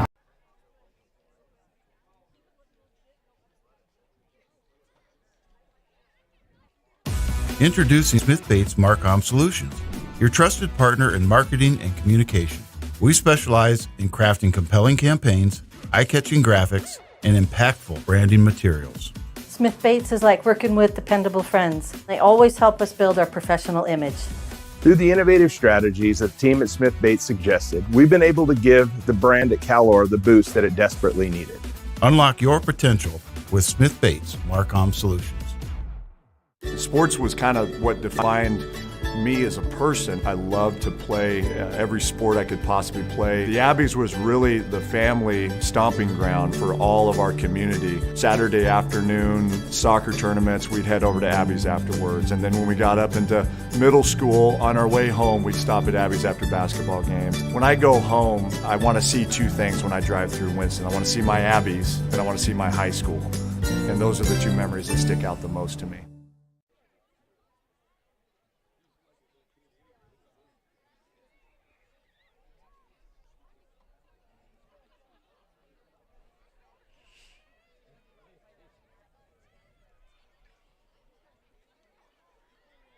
(21-8) lead for Henley here as we move toward the start of the second half. Number 5 Hornets trying to pick up an important win over number 10 North Bend. Yeah, Henley's usually had to rely on second half adjustments. Henley's a very good second half team, but a little different tonight. I really think there's not a lot of adjustment to be made. They just need to play clean. They need to clean up some of those penalties and some of the mistakes they made in the first half, but their game plan seems to be right on target. So if they can come out and play that way, they might be able to score big in the second half. We've seen them do that before. They did that last week. Scored 28 straight, I believe, to win that game going away. That's correct. Got another Basin score for you. Cross Point Christian with a 38-0 lead over Prospect Charter Butte Falls at halftime. Warriors about to set the program record for wins in a season as they move to 6-0.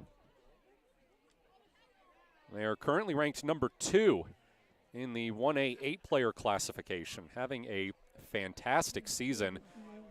And that's a team with only one senior seeing significant playing time, their quarterback, Cody Sparks. Yeah, that's a great start. Good for them. Jumping out with 6 straight wins.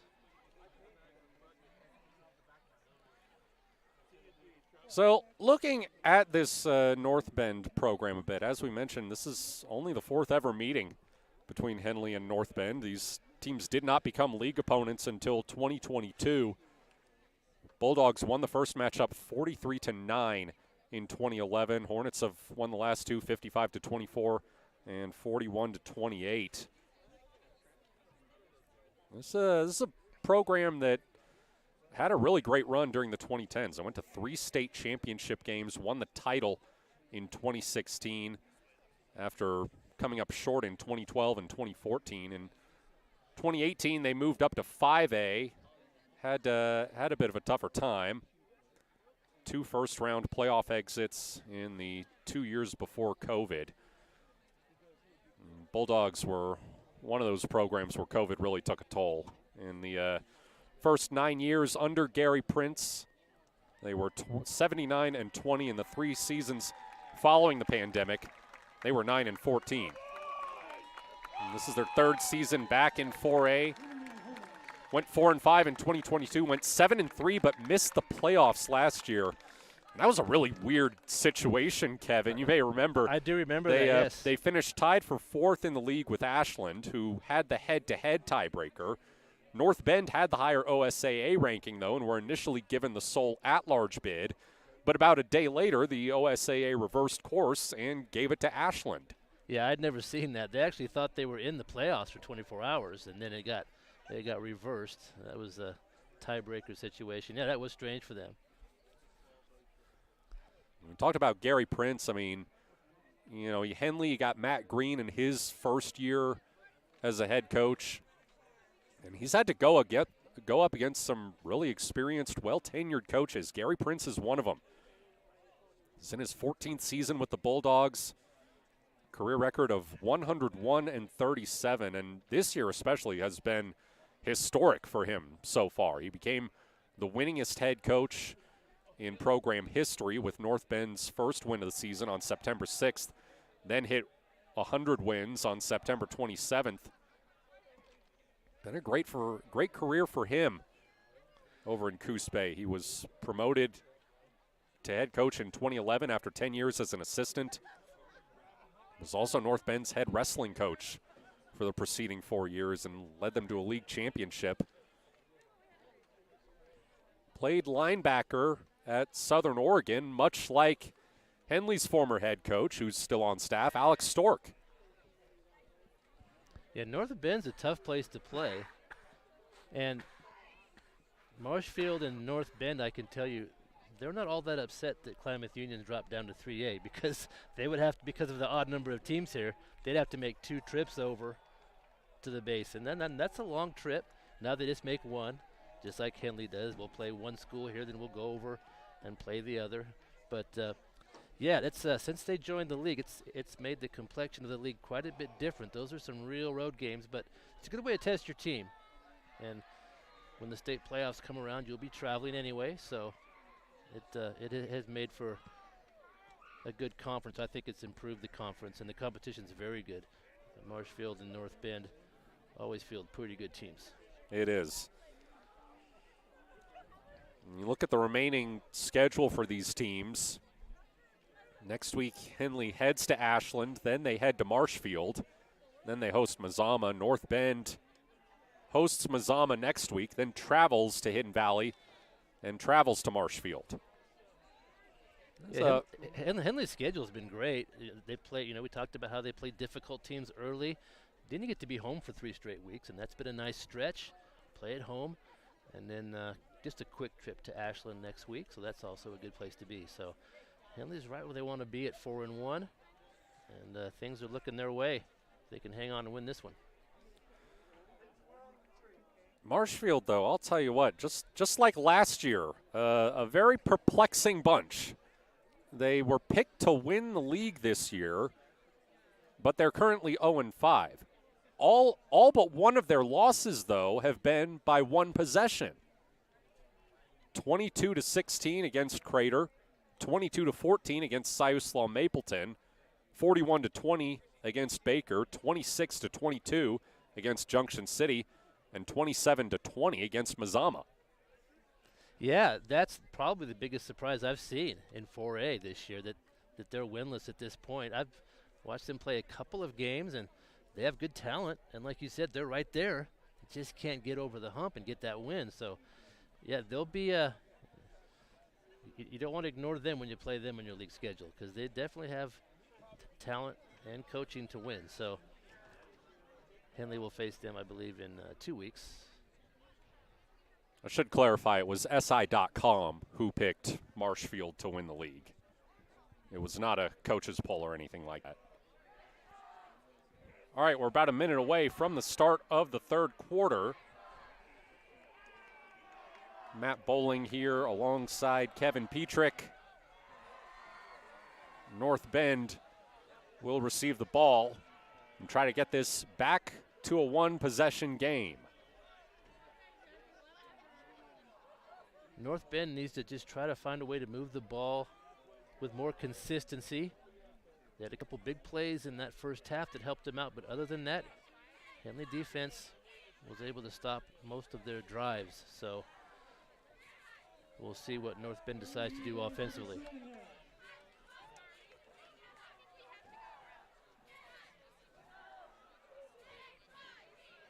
Tobiasen getting set to kick off.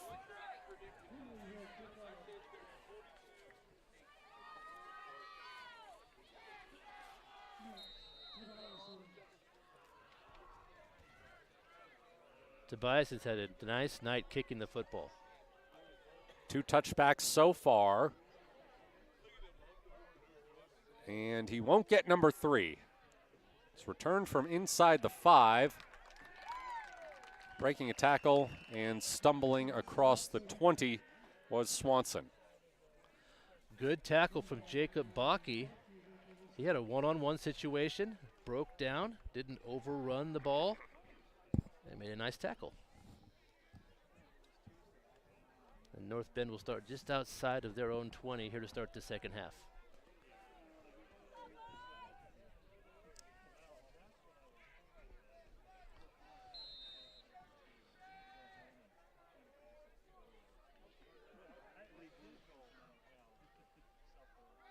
First play is a fake handoff. Johnson keeps it.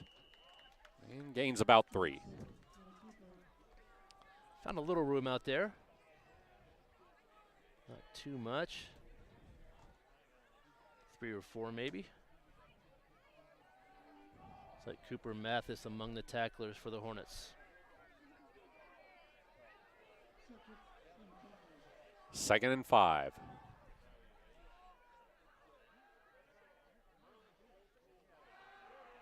Quick throw.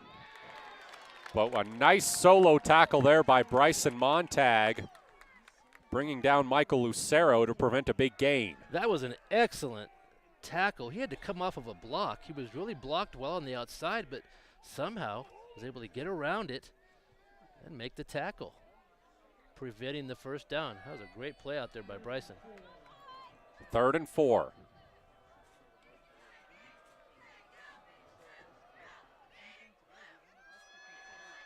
Keeper stood up, but did he get across the line?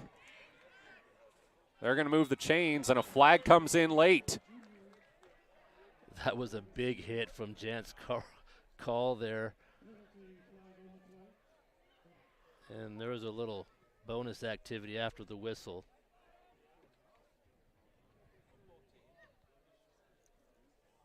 Yeah, he stood the runner straight up. Did not gain any more, but he did. I think he did pick up the first, but just barely.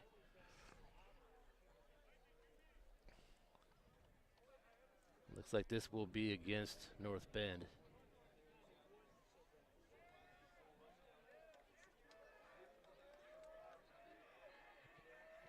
And the officials are talking about it.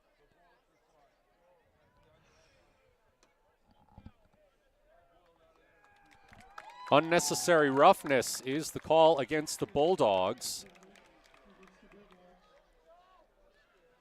Yeah, that's a tough one. You know, you pick up the first down, you get just enough to move the drive along, and then you get a big penalty after the whistle. That's a tough break for the Bulldogs.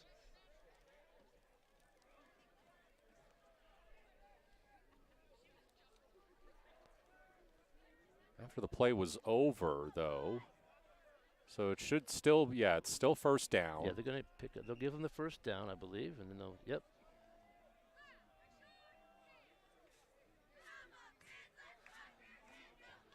But they're back inside their own 20.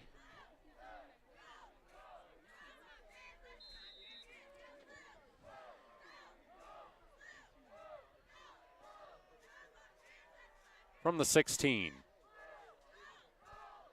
And off to Swanson.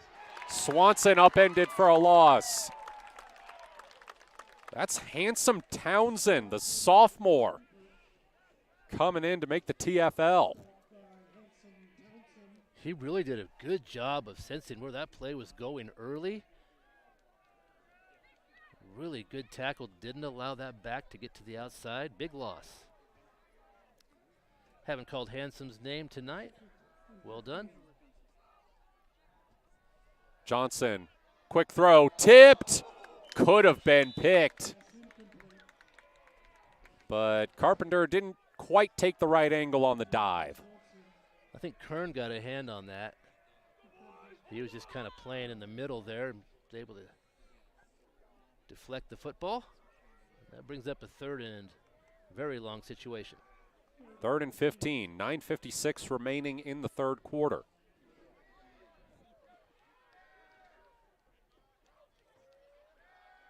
Johnson, quick throw. He's got Swanson, and Swanson is dragged down. Bryson Montag with another fine tackle on the outside. Henley's really tackling well tonight. They've had a lot of one-on-ones out there, and they've made just about every tackle.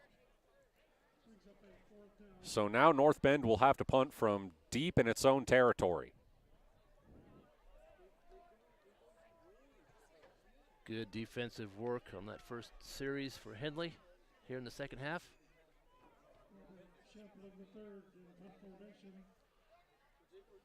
Robert Champlin III barely gets the punt off.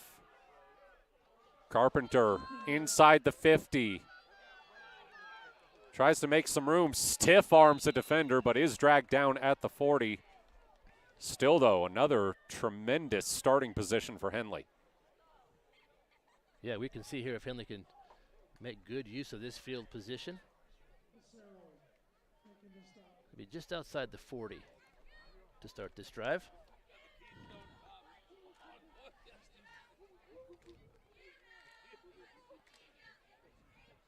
So we'll see if North Bend pays a little more attention to Mark Carpenter. That's kind of been the way things have gone this season for Henley. He has big first halves, and then they kind of focus on him, but I'm sure if he's not covered out there, Janney will get the ball to him whenever he can.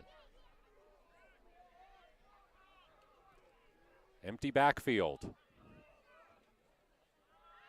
Janney takes off. Barely gets back to the line of scrimmage, though. Good coverage down the field by the Bulldogs. Janney picks up just a yard.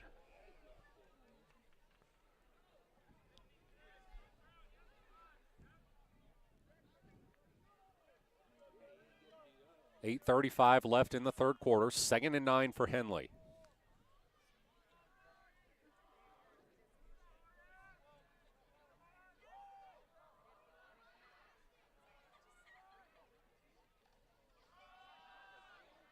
Kundal wrapped up and brought down for a loss. Jackson Swanson got to him. Yeah, Swanson showing he can make an open field tackle as well. Good defensive play by him on that one. And that'll bring up a third. Well, it won't be a loss. It'll just be no gain. A 3rd and about 9 for the Hornets. I think you're in 4-down territory here. I would agree.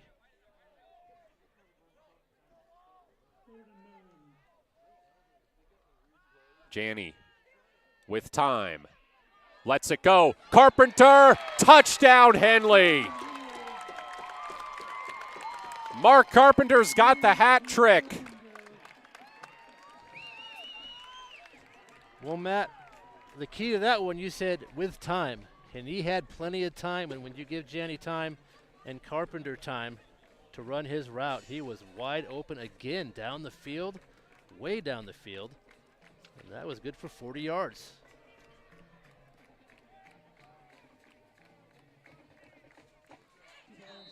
I may have been a couple seconds early saying touchdown, but as soon as Carpenter caught that ball, it was pretty clear no one was going to get to him. Yeah, he was open. Tobiason's PAT is up and good, so it's a 28-8 lead for Henley. 7:37 to go in the third quarter. Matt Bowling here alongside Kevin Petrik. This is Hornets Foot on mybasin.com and 104.3 and 960 Sports. Introducing Smith Bates Marcom Solutions, your trusted partner in marketing and communication. We specialize in crafting compelling campaigns, eye-catching graphics, and impactful branding materials. Smith Bates is like working with dependable friends. They always help us build our professional image. Through the innovative strategies that the team at Smith Bates suggested, we've been able to give the brand at Calor the boost that it desperately needed. Unlock your potential with Smith Bates Marcom Solutions.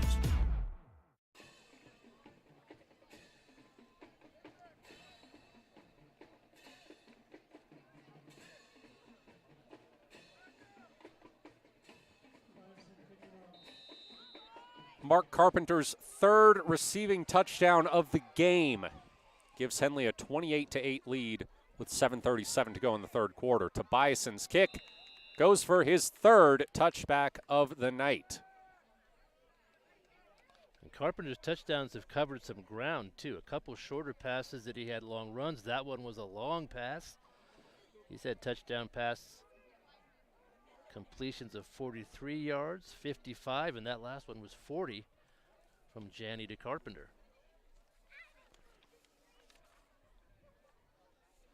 That was a big touchdown for Henley there, stretching that lead out to 20 with 7:37 left to play here in the third quarter. That's going to make things difficult for North Bend. We'll see if they have to change their game plan a little bit, maybe speed things up, maybe throw the football a little bit more. They got to make up 20 points.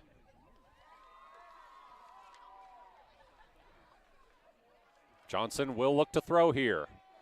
It is caught Matthew Swank.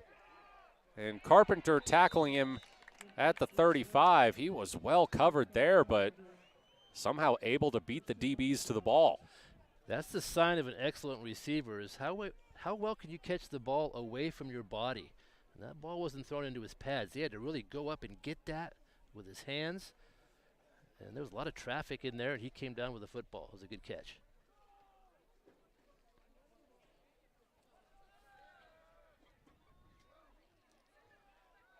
Quick throw, tipped, and incomplete. Shively was there, but not in position for the interception. Yeah, it was good coverage over there. That was just a quick one-step turn and throw right at the line of scrimmage. But it drops to the grass, and that will bring up second down.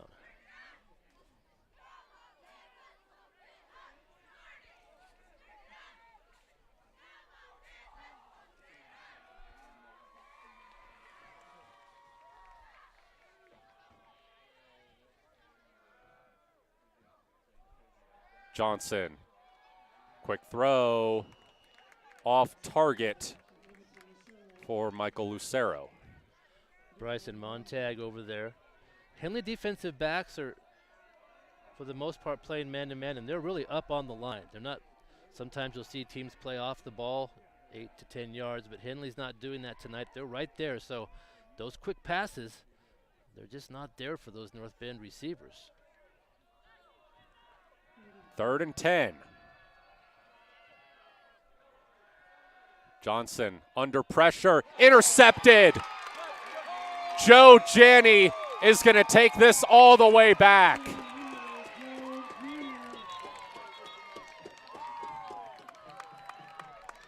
Another pick six for Joe Janney. Wait a second. Referees were blowing their whistles. I don't see a flag on the field. Now they're conferring. Yeah, I didn't see a flag either, Matt.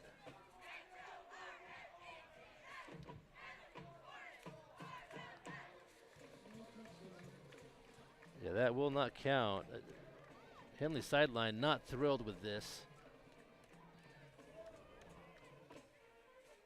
That was good coverage from that defensive secondary. Henley really playing well defensively, and Janney made a move on the football, caught it right in stride.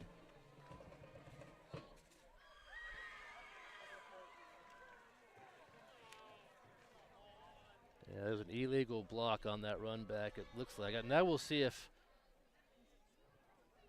he gets the interception. Will Henley take possession?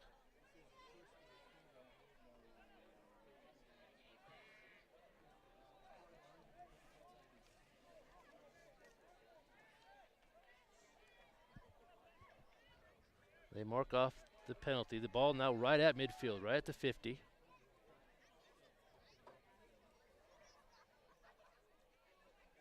And the ball will stay with North Bend. Wow. So that must have been before the pass, obviously. That's a tough break for Henley. But a great one for North Bend. Run up the middle. Here goes Johnson. And they bring him down at the 35. Montag with the tackle, but not after a big gain. And Johnson's running the football pretty well. North Bend's finding that play working for them a little bit, but they've got a lot of ground to make up here, down 20 with 6:37 left to play in the third quarter.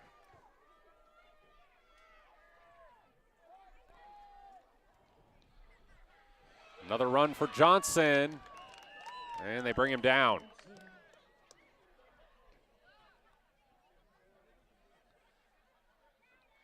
That time Henley was able to stop it for a short gain. Kundal and Mathis in there on the tackle. 2nd and 9, 6:05 to go in the third quarter. North Bend trying to cut into what has become a 20-point Henley lead. Hand off, with a blocker, and inside the 20 is Jackson Swanson. That was the best example of downfield blocking we've seen from this North Bend team. Really effective run right there. He had teammates out in front. And that'll put the ball inside the red zone for the Bulldogs.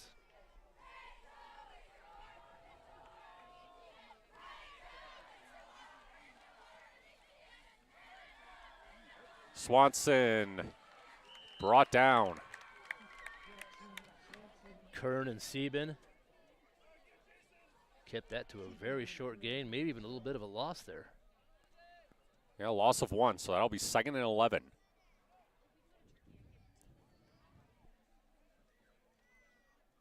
Clock is running. North Bend not showing a lot of urgency. Still kind of taking their time at the line.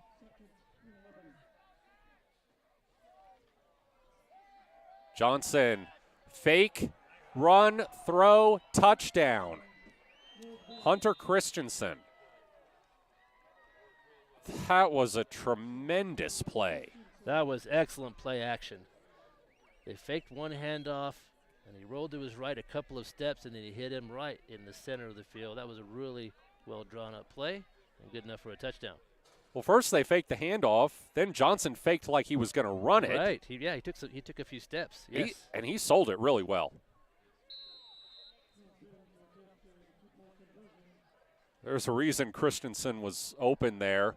Now they go for 2, and Swanson is open, and Swanson is in. So it's down to a 12-point Henley lead, 28-16, 4:50 left in the third quarter. Matt Bowling here alongside Kevin Petrik. This is Henley football on 104.3 and 960 Sports.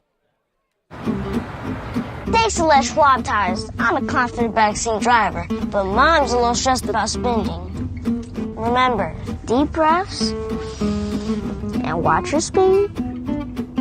Even though we're watching our wallets, Les Schwab is still watching out for our safety. So turn here.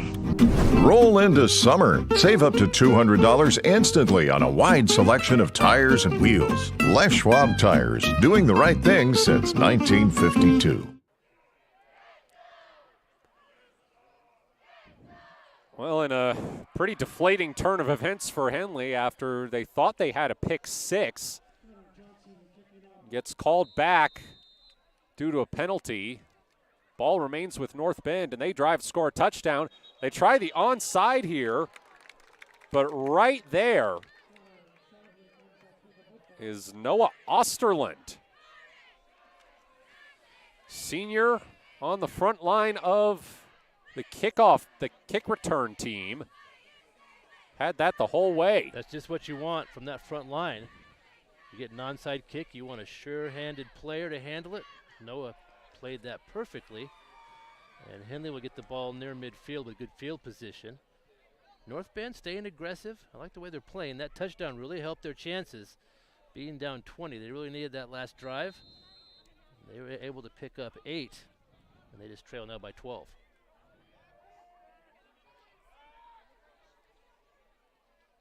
Design run for Janney around the left side. He's forced out at the 50.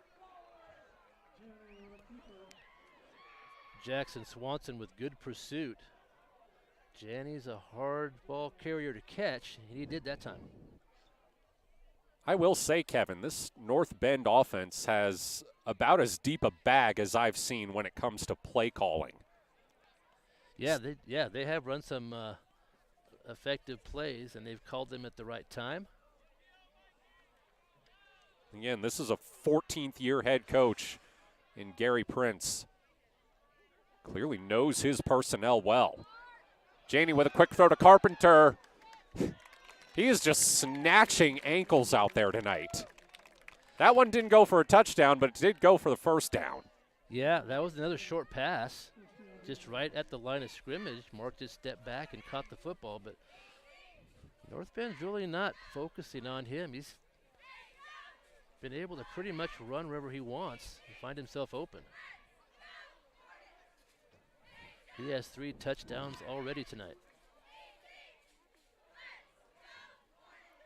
This one a handoff to Trapper Kundal, and he rumbles forward close to the first down. He really accelerated. As soon as he got the handoff, he had a full head of steam coming through that line, and he picked up 7 or 8.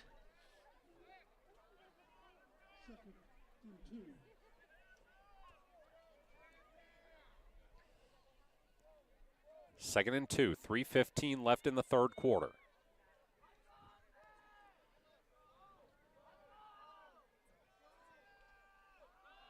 Play action.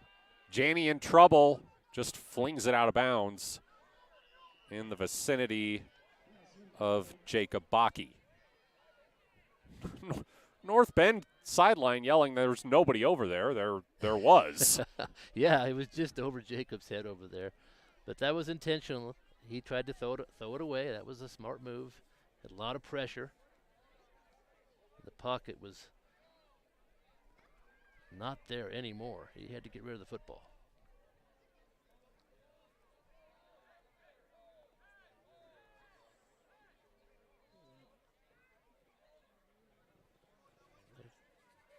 Trying to spot the football. Yeah. Yeah. A little bit of a delay here.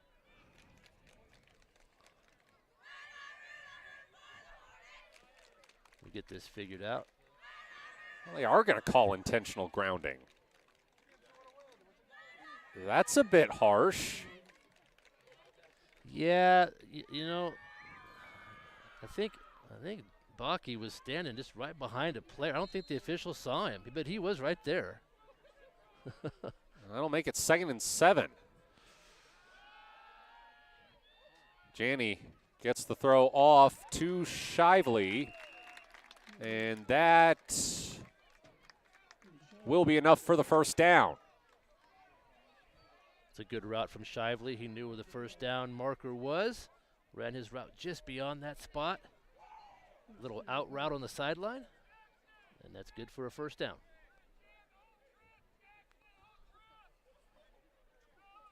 .245 left in the third quarter.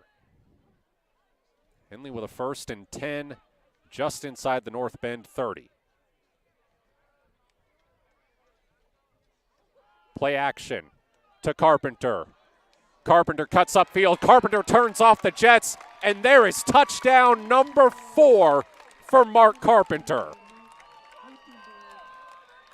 They just do not have an answer for him tonight. Whether he catches a short pass or the ball thrown deep down the field, Carpenter's just able to get open, make players miss, and then use his speed to score. And that is his 4th touchdown. He came into this game with 5 on the season. Have a night, Mr. Carpenter. And they've all been long passes. 30 yards or longer each time. Tobiason's PAT is up and good. So Henley goes up 35-16 with 2:27 remaining in the third quarter. Matt Bowling here alongside Kevin Petrik. It's Henley football on 104.3 and 960 Sports and mybasin.com.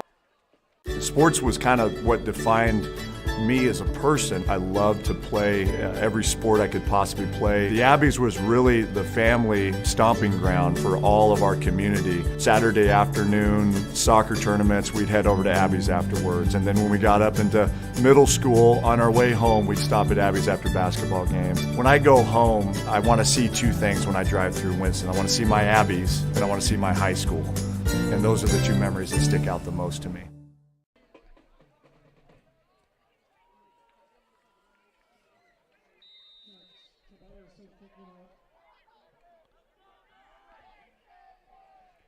Mark Carpenter's 4th touchdown reception of the night gives Henley a 35-16 lead with 2:27 to go in the third quarter as Max Tobiason boots his 4th touchback. I wonder if him and Carpenter are having a little contest down there. You know, this is when Henley's at their best, and they're hard to beat is when they show the balance that they show. They're playing really good defense, obviously their offense has picked it up with long touchdown passes, and their special teams playing well also. So when you're balanced like that, Henley can run the football and throw. They just cause a lot of problems. And they've extended this lead now to 19.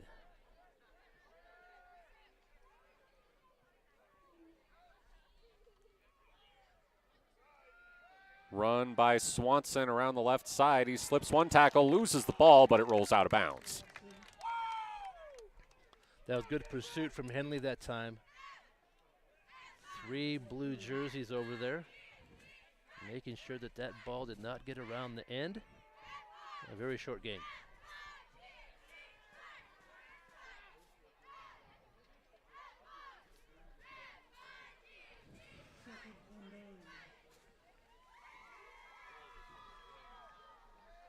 Second and 9. Handoff and upended quickly is DeBella. Yeah, that play took a while to develop. The ball ended up being handed off to the third runner through. And it didn't fool Jason Kern. He was right there. Another short gain of less than a yard, bringing up third down. Third and 9. 1:50 left in the third quarter. Probably a passing situation here.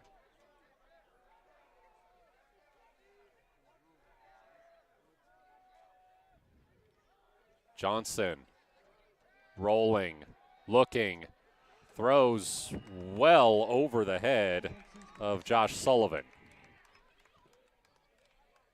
Henley's really had some good play on those third and longs where they just have 3 down linemen. Then they'll pick a linebacker to blitz. You can pressure a quarterback with only 3 players up there. That's going to help you out. And that time the pass was incomplete. Henley will get the football. 4th and 9. Champlin comes on to punt. Carpenter close to his own 45. Punt is nearly blocked. Carpenter will return it. Carpenter inside the 35. Another nice return by Carpenter. Yeah, he's been able to catch the ball with a lot of green in front of him. He hasn't really been challenged with the ball in the air. He's made clean catches, and then that time he made about 20 yards on the run back. Short field for Henley.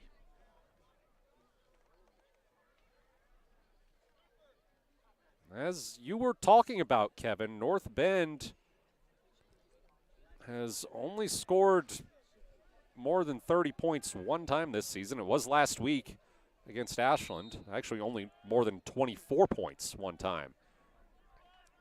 So you have to think a Henley touchdown here might effectively put the game away. Kern up the middle. Gains about 4. Pretty good first down run. Yeah, Matt, I think you're right. We're just about 1:08 left here to play in the third quarter.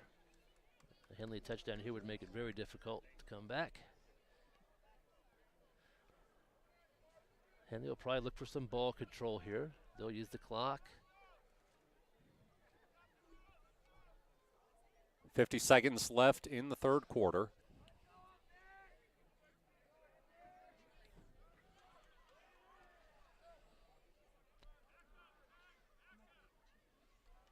Janney to throw.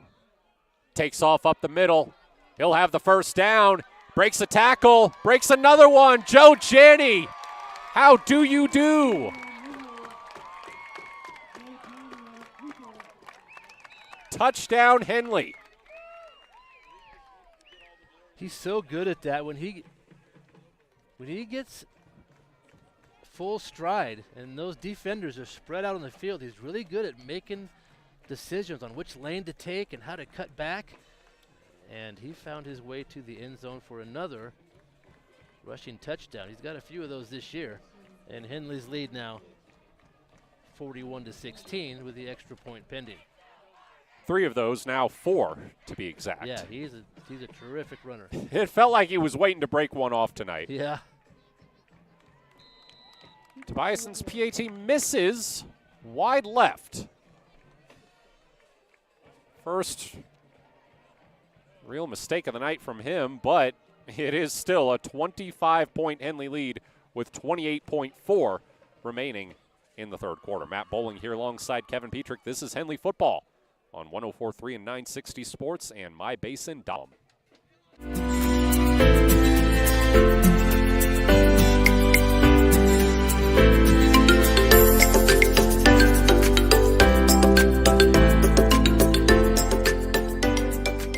At MyBasin.com, we bring you the power of local radio, The pace and reach of social media, and the excitement of local sports. We do this with a team of radio professionals that is second to none. We're proud to call Klamath Falls our home.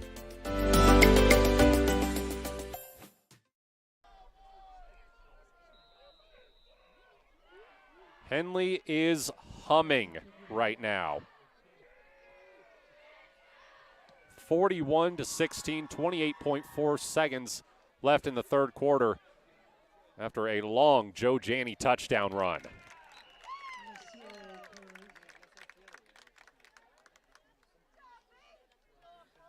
He's been throwing to Mark Carpenter all night. That time he said, let me get in on the action. Yeah, he missed.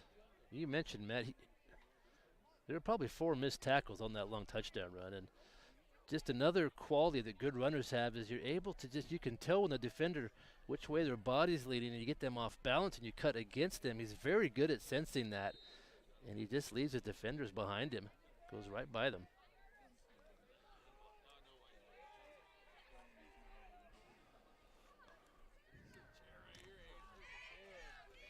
Johnson,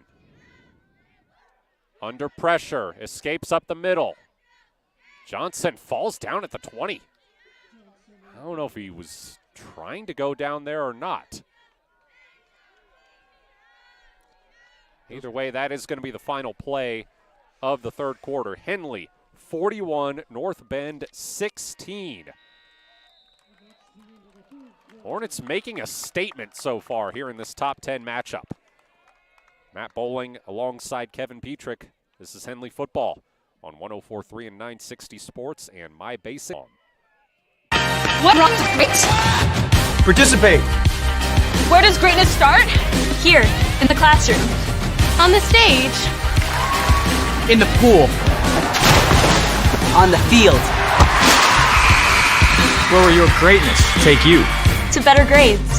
To more friends. Yeah! Be great. Participate!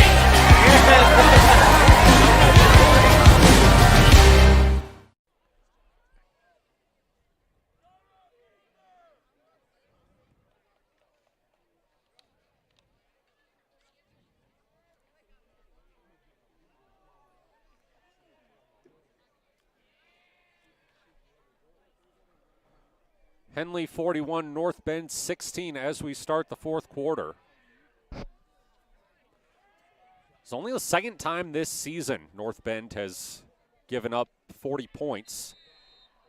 The other was in a 43-20 loss to Philomath, the number 2 team in the OSAA computer rankings.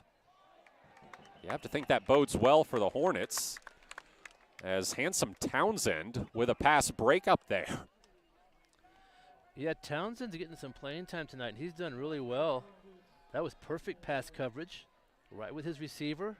As the ball arrived, put his hand over and slapped the ball away. That was just right. Up to this point, we've only really seen him in garbage time. But with the season-ending injury to Kai Montag, some guys have had to step up, and he's been one of them. Run up the middle. Johnson gets crunched. That was a good inside run, but Nolan Sieben was there to stop it. And North Bend will have a little bit of a decision to make. It'll be 4th and short. But being down 41-16, they're going to go for it. QB sneak. And Henley's saying they stopped it, and they did. Yeah, North Bend just tried to hurry up to the ball, snap it quickly, and run that sneak. But Henley was ready. Defensive line right there. Didn't give any ground. A really, really good stop on 4th down for the Hornets. Henley takes over at the North Bend 34. And now the Hornets could really put this thing to bed. 11:24 left in the game.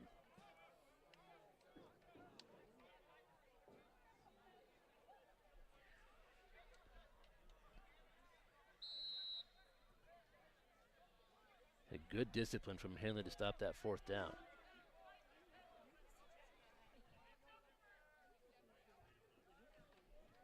Handoff to Kundal. He's met after, well, right at the line of scrimmage. Just over 11 minutes to play. Henley with a big lead. So I'm guessing we'll see a lot more of that. Maybe some running up the middle or off tackle, but you never know.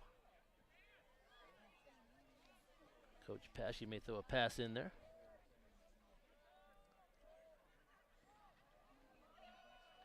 Another run for Kundal. This time he was able to bounce off a tackler and get to the 20. He did bounce off a few tacklers that time.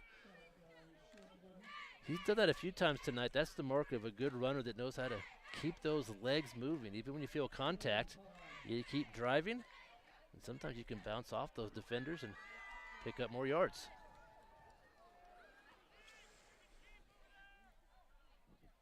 Third and 5.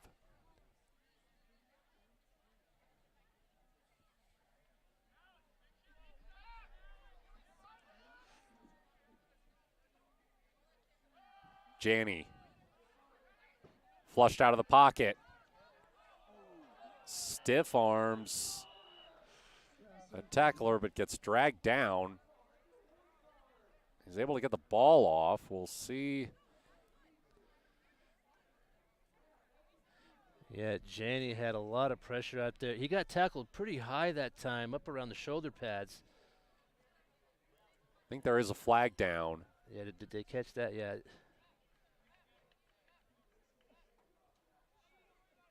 Let's see what they say here. Yeah, it took Janney a second to get up. It was a pretty hard hit.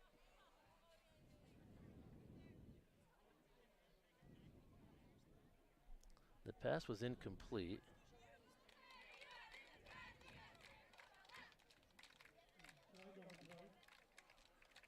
So that would bring up a 4th and 5, but that's before the penalty. So we'll see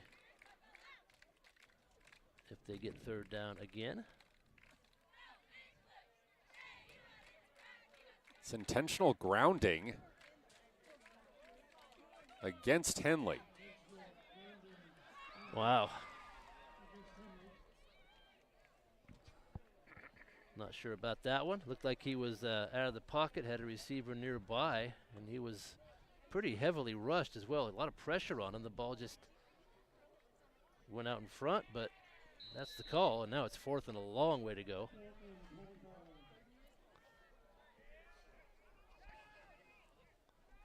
So with 10:02 left in the game, the Hornets will punt. Pretty good kick by Janney, out of bounds at the 20. Is that the first punt of the night? For Henley it is. Yeah, that's the first time they had to kick the ball. So North Bend will get another crack at it. And the Henley sideline's not at all happy with the way that last series offensively ended with the call, and the referees are trying to calm things down out there.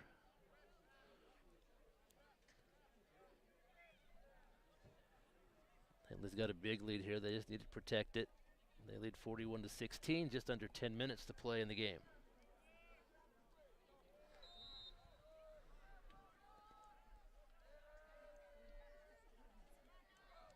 Johnson well overthrows Isaiah DeBella on that was what was supposed to be a quick pass. Yeah, there were a couple. There was a receiver and a defender that were tangled up pretty good out there. There's no call. I think they were just tangled up with each other. I don't really know if anybody committed a. Maybe they both committed a penalty there, but there was no call.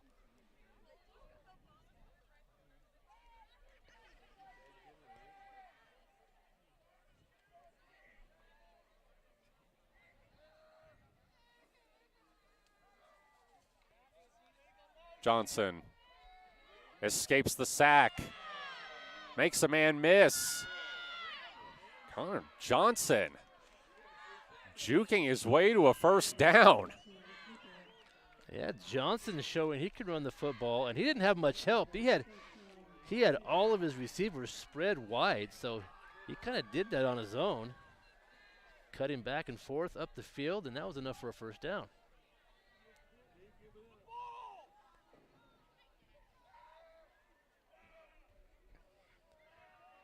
Now a designed run. Johnson tripped up after a short gain. Yeah, offensively, North Bend showing now they're just spreading the field with 3 receivers on one side and then 1 or 2 on the other. And then giving Johnson the option of just keeping it or finding someone to throw to. 2nd and 7, 9 minutes to go. Henley jumps.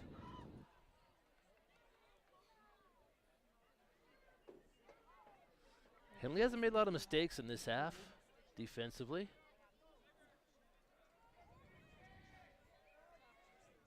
Played a pretty good half of football, but that will move the Bulldogs up 5 yards. Still 2nd down. 2nd and 2. Designed run for Johnson. I think he slipped there.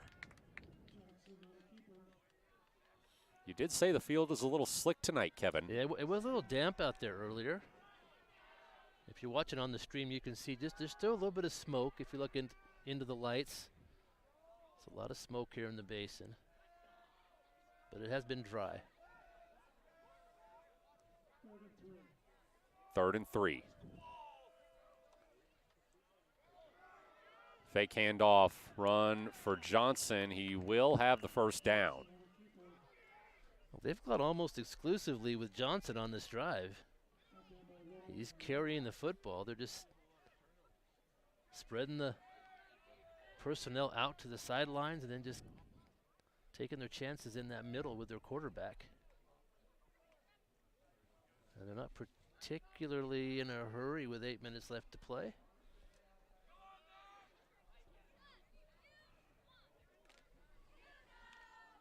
$7:50 remaining. Johnson slipped again. Yeah, he kept the football and he slipped. He's banging his cleats against his other cleat. So he's definitely having a problem with the footing. Now North Bend, if I recall correctly, does have a turf field. I think so, yes.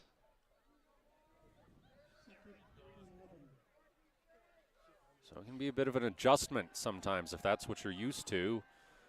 Deep throw is way past Matthew Swank. That time they took a shot down the field and just a good old-fashioned fly pattern down the far sideline, but just too far. Now it's a 3rd down.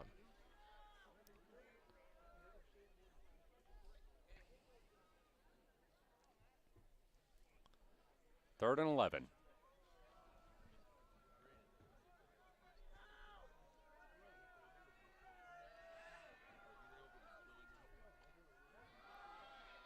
Run up the middle and well short of the marker is Johnson.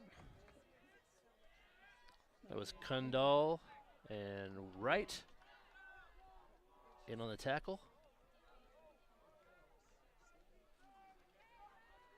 North Bend going for it, 6:45 remaining. Those Henley defensive starters are still out there. It'll be a 4th and 7.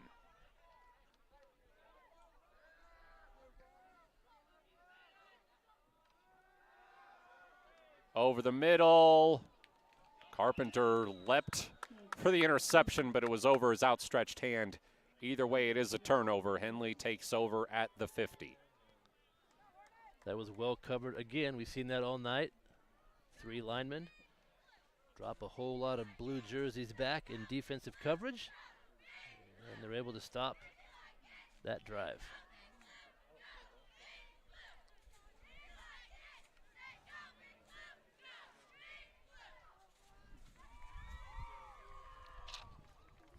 Wind picking up just a bit here at Henley as the Hornets look to finish this thing out. This will be a big win for the Hornets, especially if it helps move them into the top 4 of the OSAA computer rankings. Janney hits Shively. Shively breaks a tackle, breaks another one, but is unable to stay in bounds out around the 35.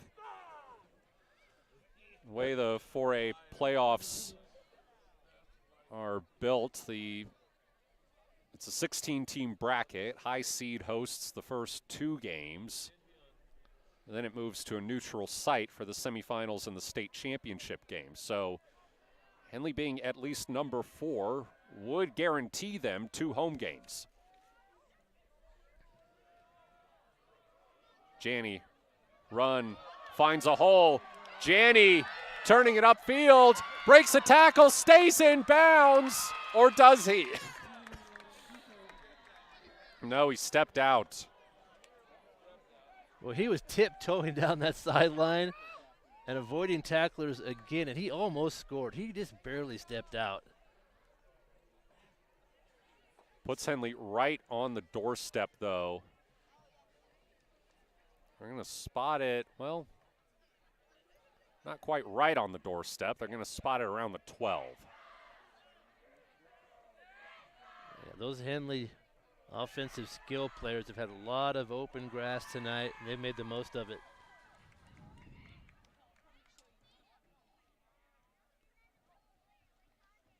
Janney, play action, out to Bryson Montag, but he dropped it.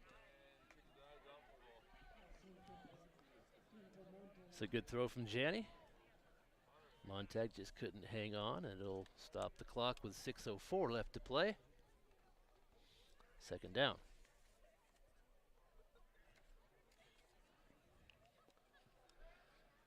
Henley with a big lead. They lead 41-16.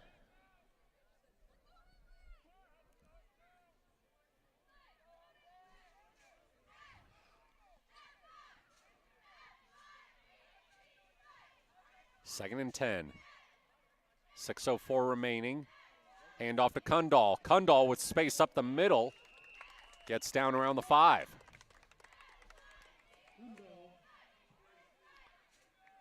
Good run. Kundal running the ball with authority tonight. Had some good hard runs in there.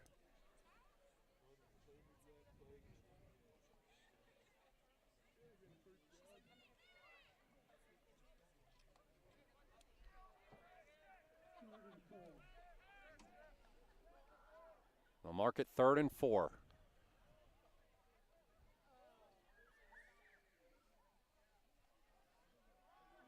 Up the middle and in for the touchdown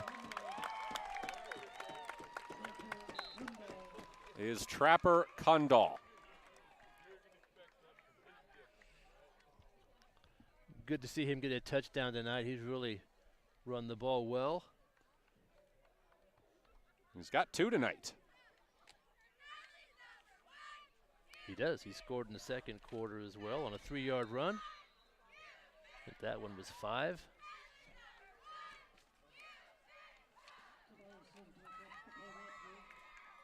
Tobiason on for the PAT.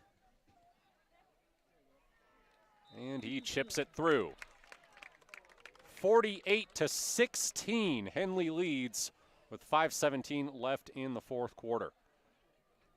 Matt Bowling here alongside Kevin Petrik. This is Henley football on 104.3 and 960 Sports and Montcalm. Introducing Smith Bates Marcom Solutions, your trusted partner in marketing and communication. We specialize in crafting compelling campaigns, eye-catching graphics, and impactful branding materials. Smith Bates is like working with dependable friends. They always help us build our professional image.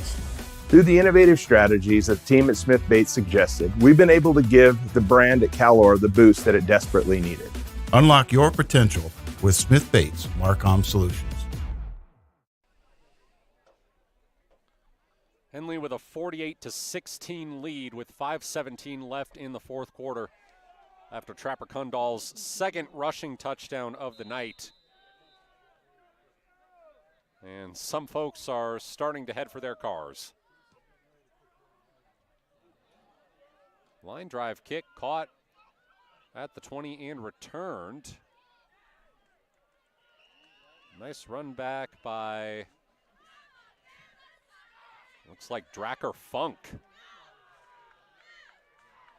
Yeah, that was a good catch. That was a line drive. Sometimes those up backs, you might be afraid to handle one of those. The ball is screaming at you. You don't want to misplay it and fumble it, but he made a good catch. And had a good return out to the 40.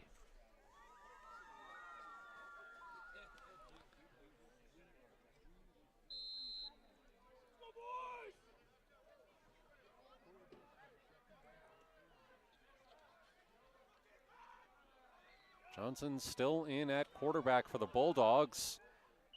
And Jackson Swanson still in at running back. Yeah, that Henley second team defense is out there now. I think we've seen the last of the starters. Under 5 minutes to go.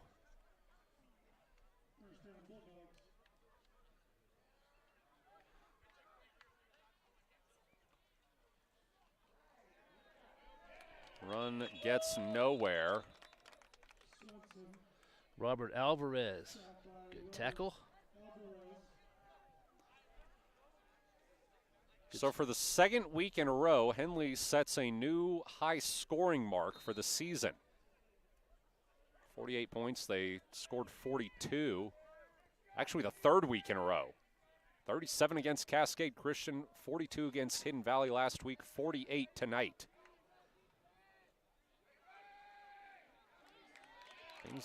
Seems like things have really started to click for the Hornets offense. Saul Flores with the tackle there. Yeah, Matt, if you're a coach, that's exactly what you want. You want that. Just improve, improve, improve all the way through your schedule. And by the end, you can contend for a title. So just what the coaches are looking for.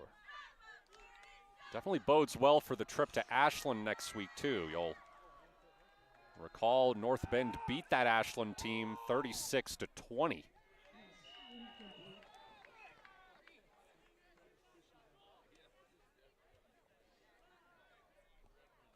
Third down pass falls incomplete. So 4th and 8. Bulldogs will go for it. That pass was thrown way out of bounds, and Braden Wagner was kind enough to go out and get it for the Hornets. I like to see that when players help out a little bit.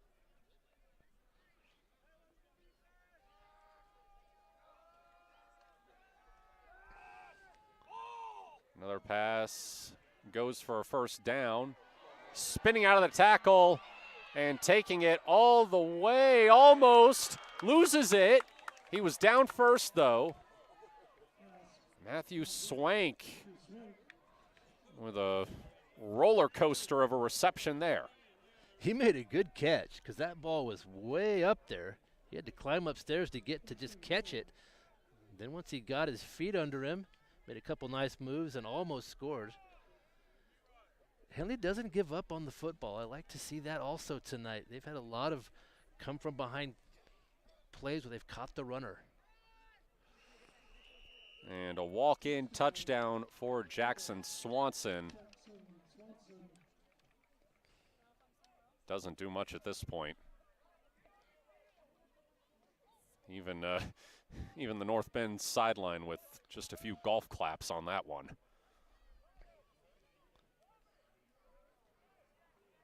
They will go for 2, as they've been doing all night.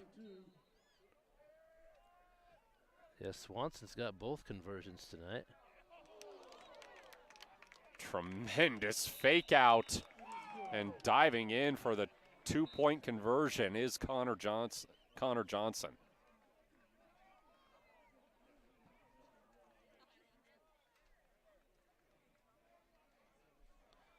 You know, we've talked about Mark Carpenter juking guys out tonight, but Connor Johnson's got some moves too.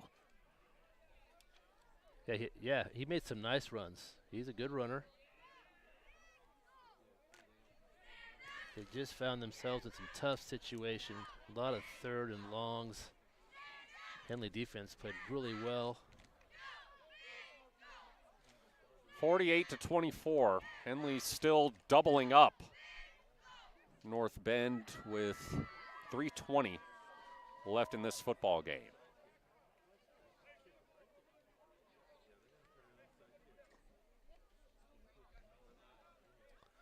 We'll probably see the second team offense here when Henley gets the football. I think they're going for the onside kick here. That one kicked right to Osterland, who's unable to catch it cleanly, but does dive on it. That's his second one of those tonight. Yeah, I'm honestly not sure why they'd kick it to him again. Yeah. After he did really well with the first one. Yeah, he showed he could keep possession on an onside kick. That's just what the coaches want out there. So this is the second team offense. Henry 4, sophomore in at quarterback.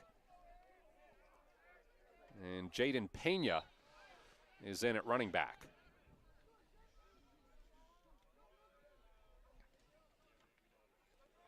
Pena, carry to the left, gains a couple. This group will get about 3 minutes. That's how much time we have left in the game. Good chance to run a 3-minute drill, I guess. Yeah, just get some reps. Or alternatively, just milk the clock. Yep.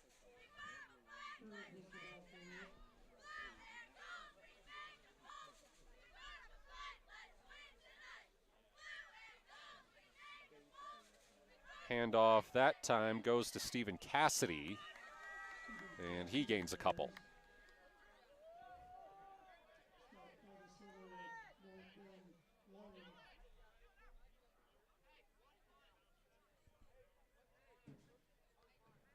.220, clock still running. Henley taking their time.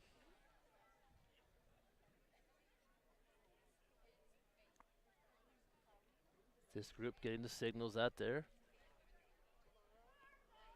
Sometimes it takes a little longer.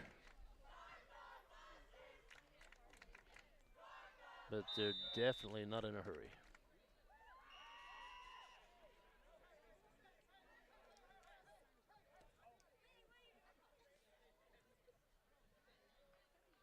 What do we have here? I'm not sure if it's a delay or if someone called a timeout. But play is stopped. The clock is stopped.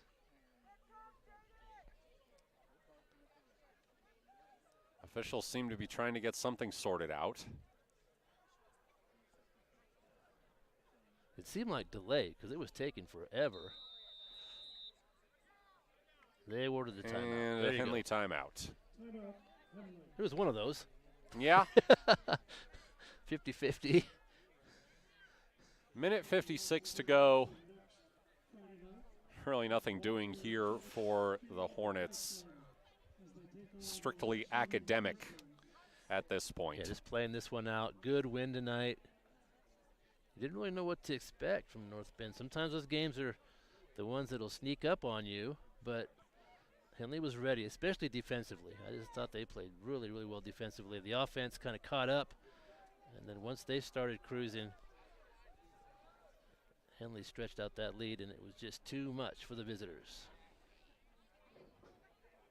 And Joe Janney 4 touchdown passes to Mark Carpenter. Carpenter nearly doubling his season receiving touchdowns total tonight. Keeper for 4, and he fights his way to a short gain. Yeah, Jenny threw for 4 touchdowns, and he ran for another. Trapper Kundal, also multiple touchdowns. He had a pair of touchdown runs. Some good performances for Henley tonight. Absolutely. And this is the point in the season where you want to see that. Right. And as I said, as of tonight, the end of tonight's game, we are now 2/3 of the way through the regular season. 3 games remaining until the playoffs.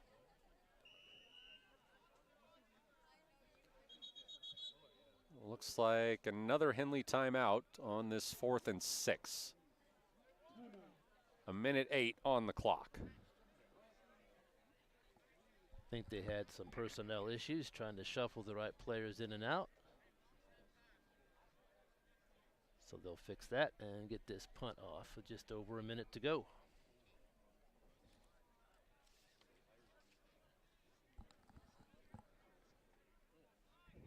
Yeah, Henley back on the road next week.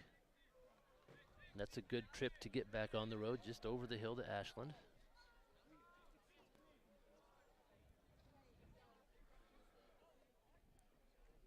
Looks like Henley is going to punt.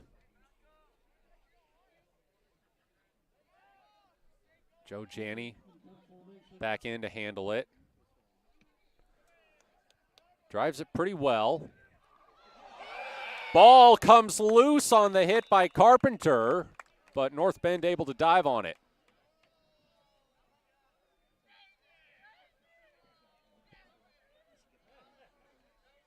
Carpenter almost with another highlight. Almost got the turnover there.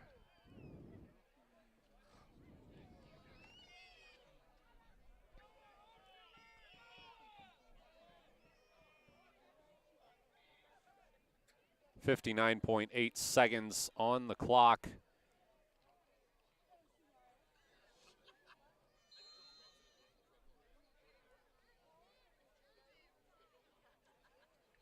And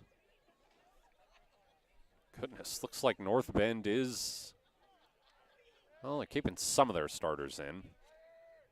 Johnson's still in at quarterback. He is the only player listed as a quarterback on the North Bend roster.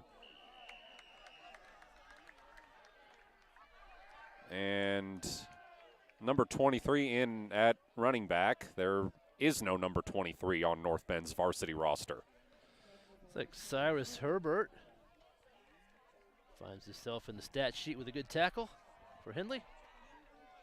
Yeah, Henley sideline reacted to that one. Yeah.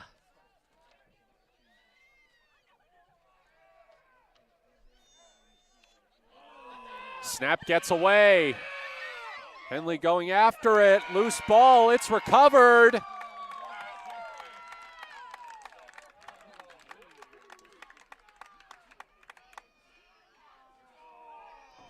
They're going to give it to North Bend. I think they're saying he was down. He had the ball kind of had the ball cradled in his arm and he was down.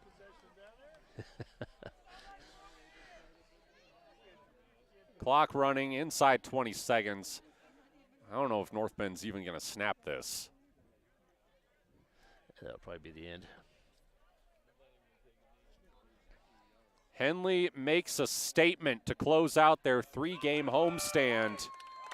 A 48-24 win over number 10 North Bend. We're going to break this down in our post-game show after this break. Matt Bowling here alongside Kevin Petrik. Don't go away just yet. You're watching Henley football on mybasin.com and listening on 104.3 and 960 Sports. Introducing Smith Bates Marcom Solutions, your trusted partner in marketing and communication. We specialize in crafting compelling campaigns, eye-catching graphics, and impactful branding materials. Smith Bates is like working with dependable friends. They always help us build our professional image. Through the innovative strategies that the team at Smith Bates suggested, we've been able to give the brand at Calor the boost that it desperately needed. Unlock your potential with Smith Bates Marcom Solutions. Introducing Smith Bates Marcom Solutions, your trusted partner in marketing and communication. We specialize in crafting compelling campaigns, eye-catching graphics, and impactful branding materials. Smith Bates is like working with dependable.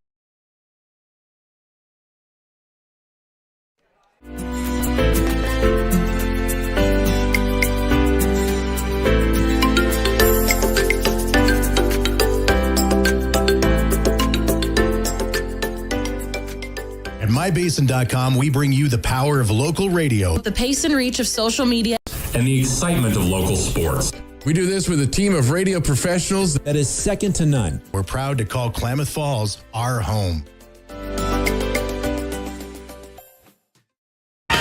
What rhymes with great? Participate. Where does greatness start? Here, in the classroom. On the stage. In the pool. On the field. Where will your greatness take you? To better grades. To more friends. Yeah! Be great. Participate.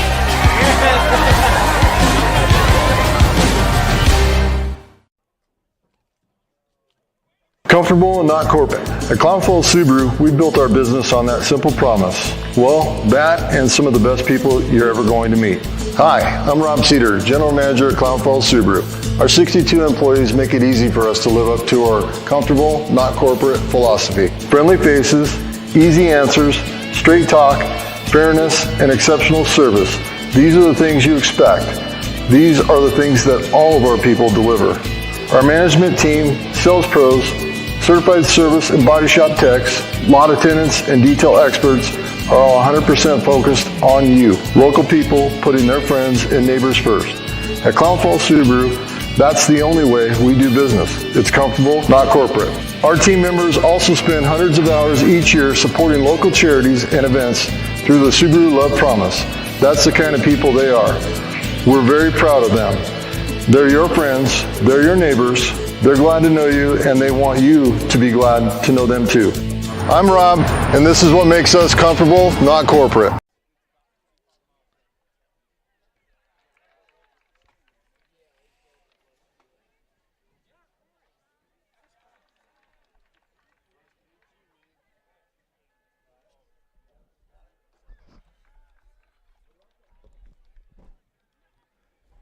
Henley 48, North Bend 24.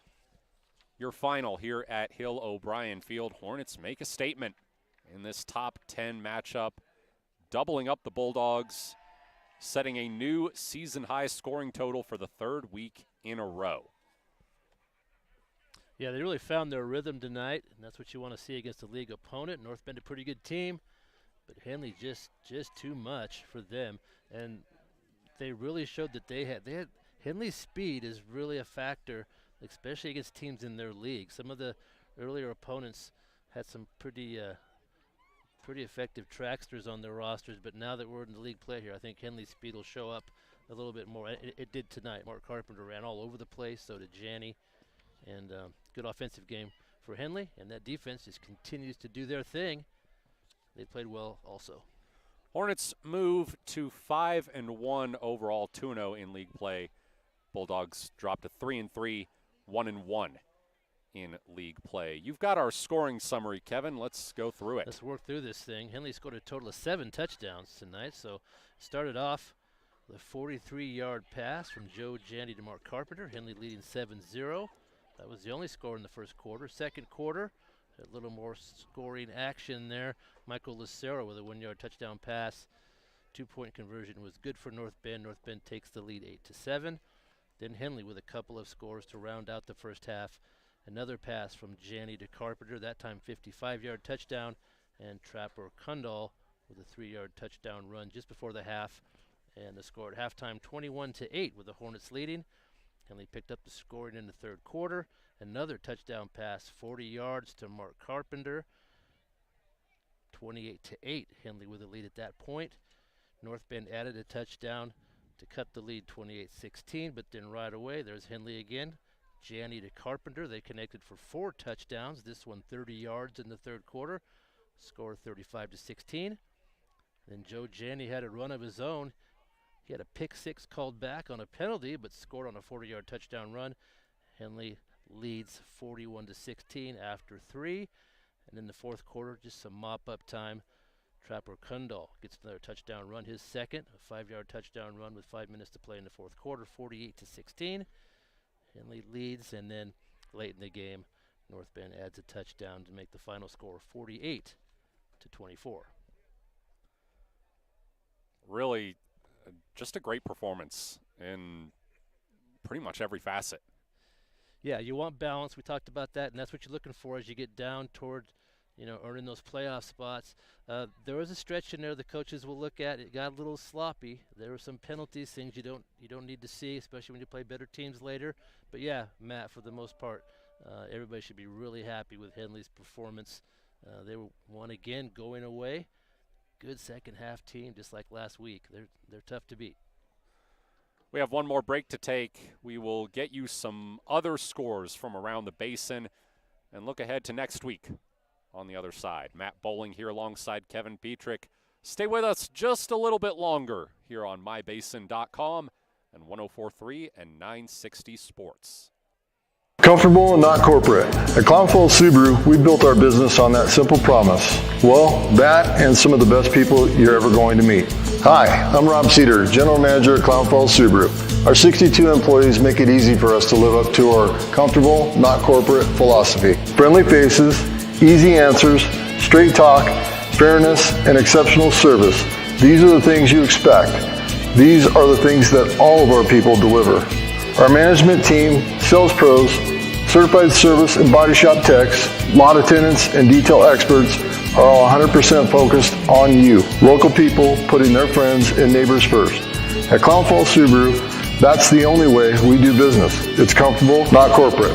Our team members also spend hundreds of hours each year supporting local charities and events through the Subaru Love Promise. That's the kind of people they are.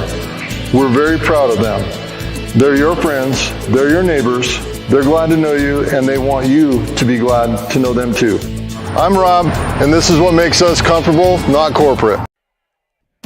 Introducing Smith Bates Marcom Solutions, your trusted partner in marketing and communication. We specialize in crafting compelling campaigns, eye-catching graphics, and impactful branding materials. Smith Bates is like working with dependable friends. They always help us build our professional image. Through the innovative strategies that the team at Smith Bates suggested, we've been able to give the brand at Calor the boost that it desperately needed. Unlock.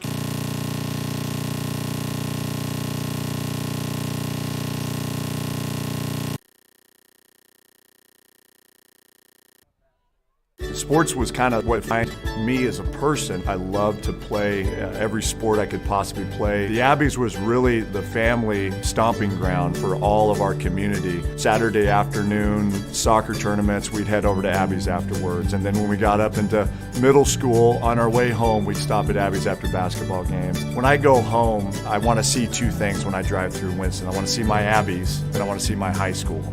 And those are the two memories that stick out the most to me. Thanks to Les Schwab tires, I'm a confident backseat driver, but Mom's a little stressed about spending. Remember, deep breaths and watch your speed. Even though we're watching our wallets, Les Schwab is still watching out for our safety. So it's right here. Roll into summer. Save up to $200 instantly on a wide selection of tires and wheels. Les Schwab tires, doing the right thing since 1952. Threads. There are many threads that run through our region. There are churches and schools and little league teams that bring us together and bind us into communities. There are roads and cars. There are houses and jobs and businesses, all woven together to make the fabric of our communities. There are financial threads that are part of that tapestry as well. For over 80 years, it's been our pleasure to be headquartered here, providing financial services to generations of our friends and neighbors. From that first savings account, the retirement planning, and all of the cars and houses and groceries in between, we keep your money local, investing it back into our communities, adding more threads to the fabric to make our communities stronger. Pacific Crest Federal Credit Union. Find your path.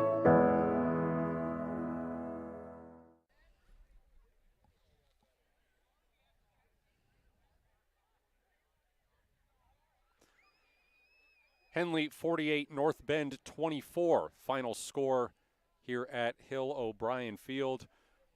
Looking at a few others from around the basin. Mazama won 34-7 at Hidden Valley, so the Vikings will remain in a tie for first place in Special District 4 with Henley. Both teams, of course, 2-0 in the league now. Klamath Union out at Lakeview, losing 29-15. Cross Point Christian,